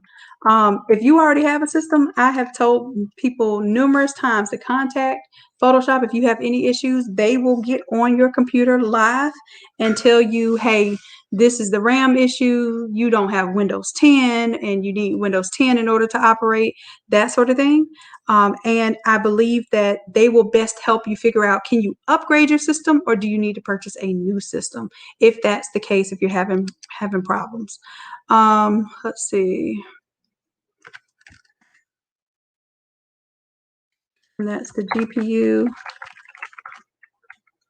And this is like the, I'm trying to think of the best way to describe this.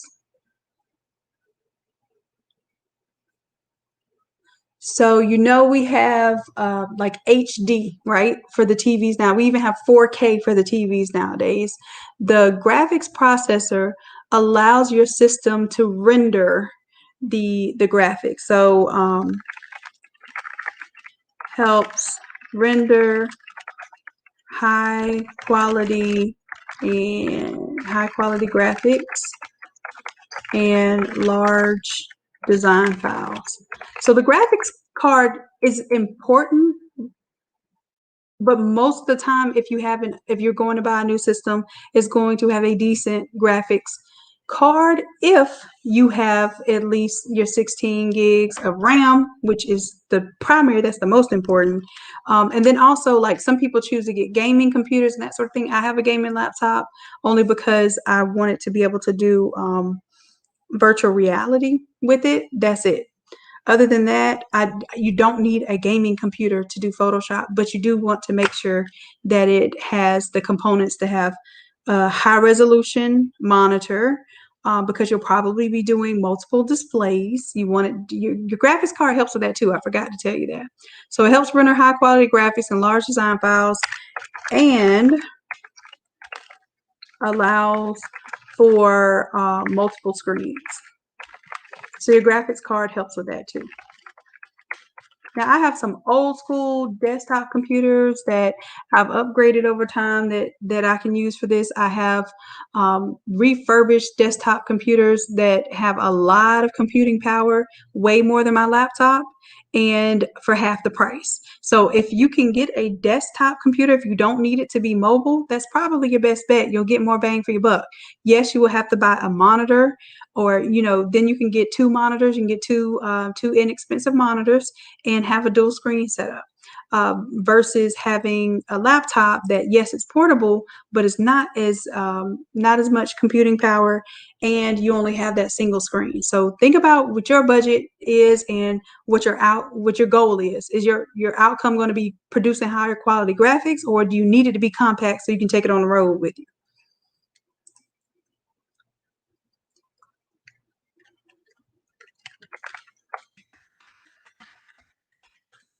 All right, so that's kind of my little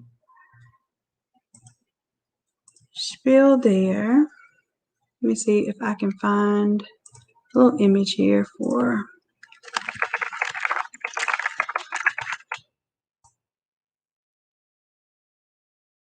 because I like to put pictures with words.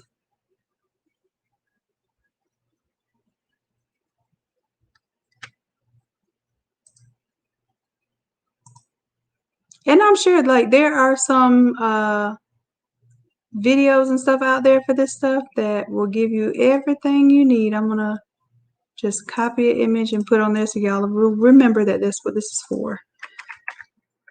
Okay, that is not my image, but it's just a place saver. All right, so RAM, hard drive, graphics card.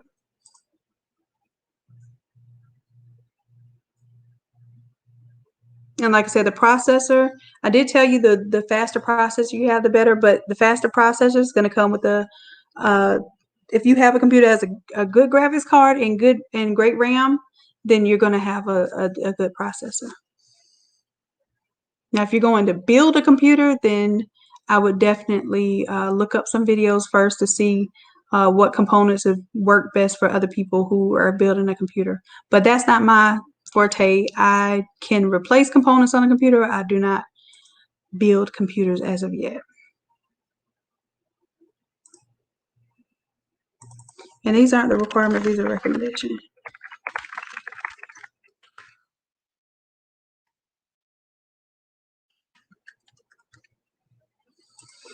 All right, so there we go. I'll post that in the group. You're welcome, man. And I know a lot of you, some folks are even like getting into these classes and figuring out that they have to upgrade or replace their computers in order to stay relevant on this Photoshop game. And I understand it. But usually you're seeing the value of what you're learning and what you're able to produce, and you want to continue to produce that stuff. So it's a trade-off.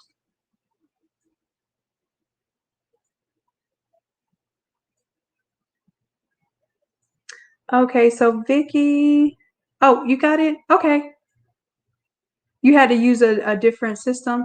Yeah, there's it's probably the cache or whatever needs to be cleared for the browser for that, because if it worked on one system and not another, that may be it. But I'm glad you got in, love. Super glad. So I will be seeing you tomorrow. All right, loves. I see y'all still hanging out. I'm not mad at you. Okay, so for those who and I don't know if Angel's still here. For the 3 people who get the template free tonight, I need your emails so I can give you the access through the academy. Now it's going to be the pre-recorded because I want to make sure that I have enough seats and everything for the live folks, but you will have access to the template, and you will also have the class as we did it. So you'll get if you haven't ever done the academy before, you'll get a free run at that. So I want y'all to make sure that y'all hit like, subscribe, all that good stuff. Make sure you hit the notification bell to all, because I'm going to start doing a lot more giveaways whenever I do lives. Even if I'm demonstrating what we're doing for class, I will make sure that I do something for free. And if y'all remind me, if I don't do something, y'all may have to remind me. So I want to do a template giveaway every time I do a class. And hopefully it gets your participation up, but hopefully it gets you all jump started on a project and gets your confidence boosted, and we end up making some money together, okay? How do you join the live class tomorrow? It is on the Innate Academy website, and Erica can post the link there.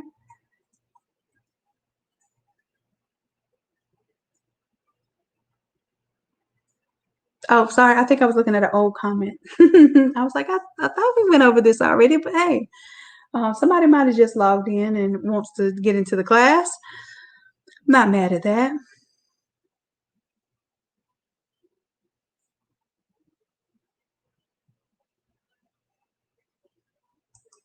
All right, so everyone, yeah, make sure that at least 2 hours before class you have everything downloaded. I don't want y'all panicking at the last moment and not able to get into the class and stuff. If you give yourself at least 2 hours before class starts to have everything downloaded, that time usually Erica is looking out in the Innate Creators Facebook group. So if you have questions or you have any issues, she can look out for you. After that, we're usually trying to get our brain cells together, because we already know we tying it down for a long night.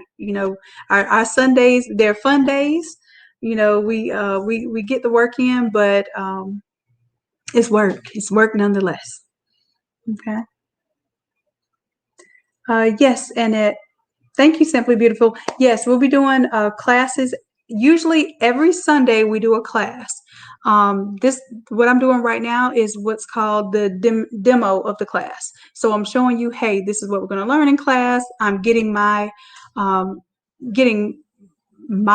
pre-teaching on, because basically it helps me to teach for the session if I go through it, do a run through. So y'all get to see me do my run through. You get to see me kind of clean up my templates, what I go through, what my thought process is when I'm building this stuff, and when I'm really doing my best to clean it up for you all. And then on top of that, we're going to start doing a giveaway during the demo sessions. So somebody will get the template for free every time we do a demo. Yeah, it's always something different. And honestly, I can't even tell you I know what it's going to be before it is, because I'm looking out for you all when you tell me what it is that you want to learn and what you need to grow your businesses. And then I use that as the catalyst for what I design and what kind of comes to me.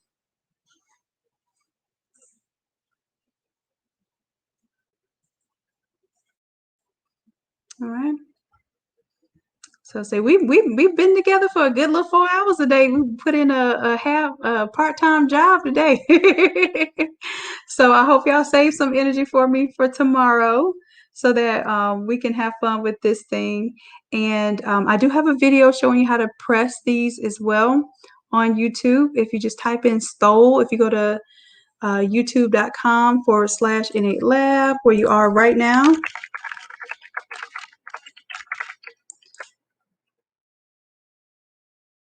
And this would be the original stole template that I came up with, which was because of you all. Okay, so it's 10-minute tease there. That's me cheesing right there, showing you how to press these things. And this is how to get the 10-minute template and design it. So someone asked about the caps. This template has the caps too. So you can definitely check that out. And this new version, believe it or not, let's see. Let me test it while I have y'all with me live. This was template. Let me see. I'm gonna see if it works, if our new design works with our previous template, which I think it does. I think it does.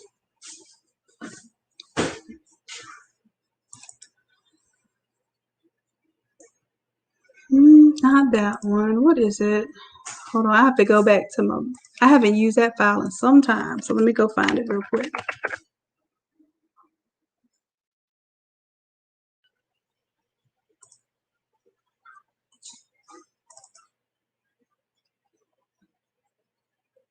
All right, so this is the one that you all are probably, or one of the ones. I have two on the website. One's a watercolor and one's like the kind of solo abstract graphic design. And I'm just going to check real quick. Can we double click to change the art? And this one is a larger file too. So the new one that I did almost a year later is supposed to be a little more resource friendly as far as your computer resources. And you don't have to change every little color. It does the global color change for you. So this one, like everywhere you see red, you have to change the color to whatever you want it to be other than red. So yeah, I've kind of grown with my template creation and teaching styles, and hopefully you all are growing with me. All right, so I'm going to show you, let's see, 125. Now I'm just assuming I haven't tried this, so y'all bear with me. This is the all over version. I'm going to drag and drop it right there.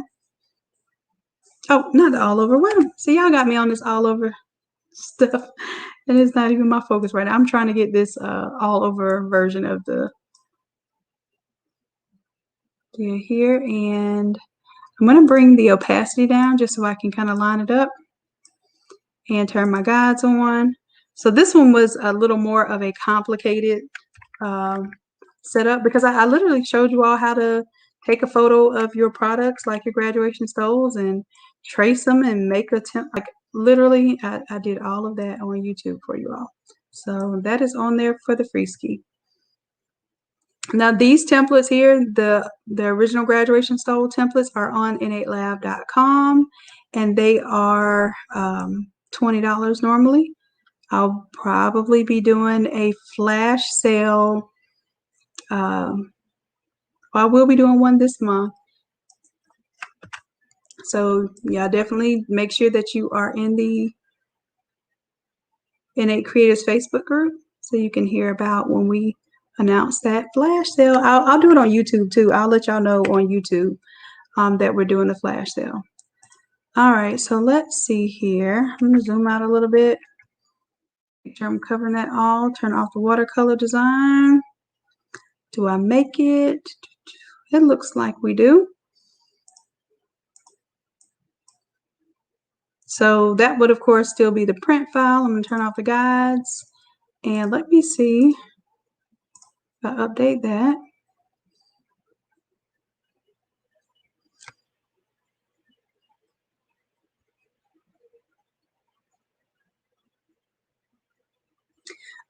Demos. Okay, so I normally do demos whenever I can kind of make a good block of time, because I like to spend some time with you all, because normally we all have questions and we want to talk, and I get to talk with y'all a good one time a week, like for a length of time.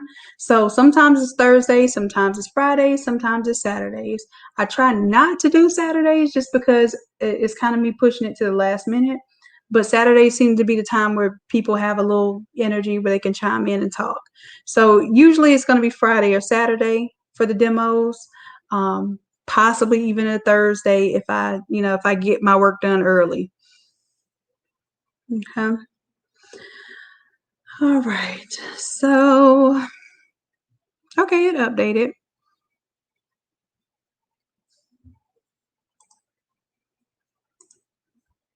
So this is the old file where you can do the fan and all that good stuff. However, I'd show you all in this video that I did for this one. I don't like to use the stole art for these circular and square designs because it's more of a square orientation. So typically what I do for that is I take the same artwork and then I rearrange it for a more square orientation.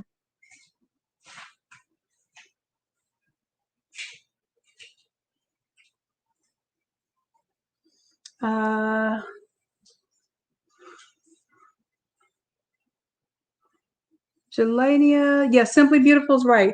If you're unable to attend the classes on Sunday, then the $30 plan is best for you. If you really want to do the live classes, the $60 plan is the best deal for you, because you will literally have the option to attend all 4 classes every month. So pretty much you get to spend Sundays with me for $60 a month, like live. And every one of those classes, we are creating something that by the end of class you can put to use. So definitely, if you plan on doing the live classes, do the $60 plan. If you plan on doing more than one live class a month, if you're doing one live class a month, then you're pretty much you're good with the $30 membership, because you can use your 67% off coupon code to attend one class, then that ends up being about $50 a month. So if you're going to attend one class a month, the $30 plan is good for you. If you're going to do more than one class, then you're definitely getting a better value for the $60 a month.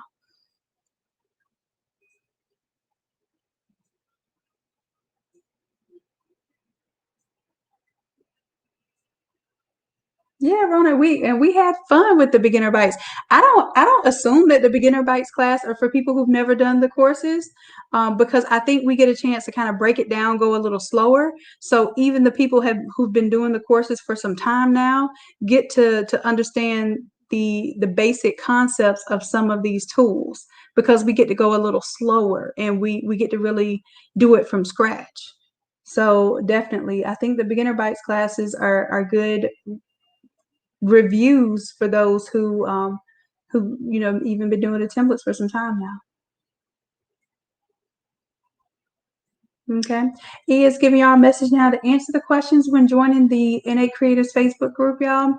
There are some questions there, and it asks for your email as well, the email that you have signed up for Innate Lab. The reason why you have to sign up is because basically it has a disclaimer on there saying that you're not going to resell, share, or basically in any way take artwork that you are getting from Innate Lab or from the Innate Creatives group. And that is our way of ensuring that you understand before you join the Facebook group that that is your responsibility, and that's what we must uphold. Okay. So yes, please make sure you answer those questions so we can let you in the exclusive Innate Creatives group. All right. Okay, love. So it is almost 11 to the p.m. I had a lot of fun with you all tonight. It's almost been 4 hours straight. I think this is one of our longest lives where I wasn't assembling a big old printer. All right. So, oh, just to let you know, make sure y'all check out True Colors Inc. It's on the Innate Lab website. Um, and we will be doing a flash sale soon. So for those of you who were able to stock up last time, we actually did a 50% off sale twice last month. I may do one more this month. I doubt it'll be, I don't know. So I doubt it'll be a 50% off because yeah. We'll see. We'll see.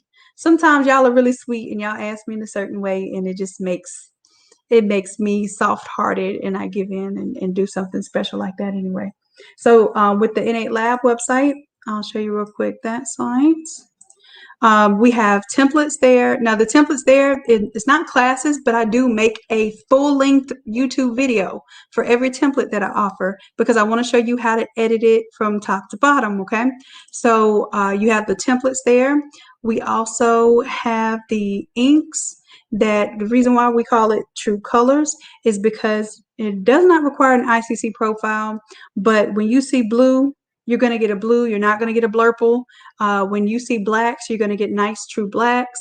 You see reds and pinks, you're not going to get pink reds and you're not going to get orange reds. You're going to get reds. You're not going to see a lot of color shifting that makes you feel like you can't give something to your customer because it's not really red or blue. Those are the main issues that I would have coming up in sublimation that I've been doing for almost 20 years now. So started with my dad and him teaching me pretty much everything from airbrush to sublimation and taught myself how to sew. And it was pretty much on from there.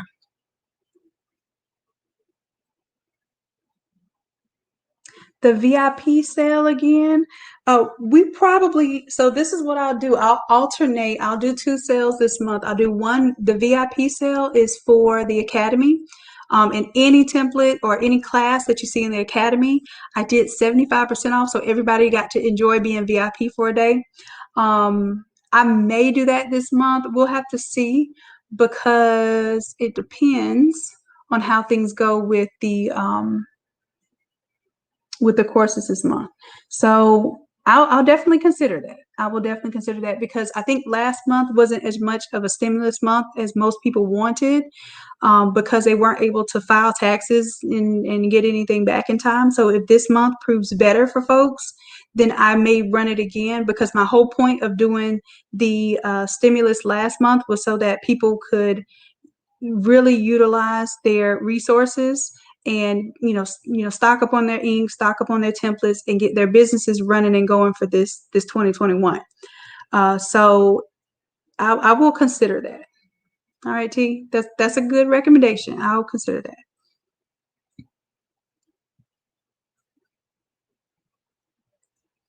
All right, loves. So I think y'all have the links to get things going for the website. Oh, if you have the big boy printer, this is the one I was telling you about, the conversion kit. If y'all got that 36-inch from Tiger Direct, I know a few people did. This is the conversion kit that you want that has the 700 milliliter cartridges. It has the 1,000 milliliter ink bottles, and this is the Pro Ink. So the Pro Ink is super bomb. If y'all thought that the desktop ink, the ones that's for the Epson 7710s and so forth, if y'all thought that ink was bomb, the Pro Ink is super bomb. It has these super vibrant colors. It's really dense. It gets into the fibers of the shirts, and especially with the advanced print head technology on the big printer versus the desktop printers, you're going to see a difference. And it's really nice. It's a nice finished vibrant look. And the same thing with the desktop inks compared to other desktop inks. And I have done I've gone through at least 14 at least 14 types of sublimation ink in my time. And this has been the most consistent and advanced formula that I like to use. And that's why I proceeded to have it manufactured. So here are your big boy bottles of the desktop ink. So if you want to, not use the little bottles, or you already have your starter set with the Eco Tank tops, you can use these bottles to fill up those Eco Tank bottles. Continue to use those, or you can use your syringes and use this for your regular Epson 7710s and 20s, and all of the ones that we've been using, even the 8.5 by 11-inch printers. Right, the socks with the jigs pre-inserted are a big hit too, and that's because you do not have to insert any jigs. They already come with the inserts in there, and they're ready to go, ready to press. You don't even have to pull them out of the socks when you're done pressing. You can give them to the customer just like that. Create your little hard card top there, and staple it down, and you actually have a way that you can present your socks as a retail type of item. Okay. So yeah, we have fonts, all of that good stuff. We're gonna pick a day where all of this stuff will be on sale. Like I said, last month we did 50% off. I doubt we'll be doing another 50% off, but we'll do something this month for you all. Okay, and I will give you in advance. Normally, I just do tell you 24 hours in advance, but I'll give you a good advance because, like I said, this is supposed to be our stimulus package. So I want you to know ahead of time so you can plan accordingly, so you can discuss this with your significant others and family, so we don't have nobody getting in trouble for buying no templates and ink from Shanon. Okay, I don't want y'all getting in trouble on account of me. Okay. Thanks, Vicky. Vicky says, yes, that pro ink. Thanks, Vicky. And Vicky, you've been on it too. So I'm really, really extremely proud. Y'all don't understand how this whole thing even started off. So from a laptop and me recording videos from McDonald's because my internet was so horrible in the woods. Like I would literally go to McDonald's to record tutorials for you all, to us being here today and really like creating some quality stuff together. So thank you all. I love y'all for real, and I really mean that when I say that. All right, loves. Oh, y'all got me all nostalgic over here. Now I'm tired and hungry. So I will see you all tomorrow, and I will keep up with you all with the upcoming projects and the flash sale, okay?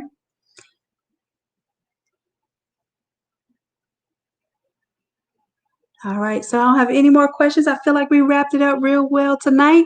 I love y'all for real, and until next time, y'all know what it is. Bye.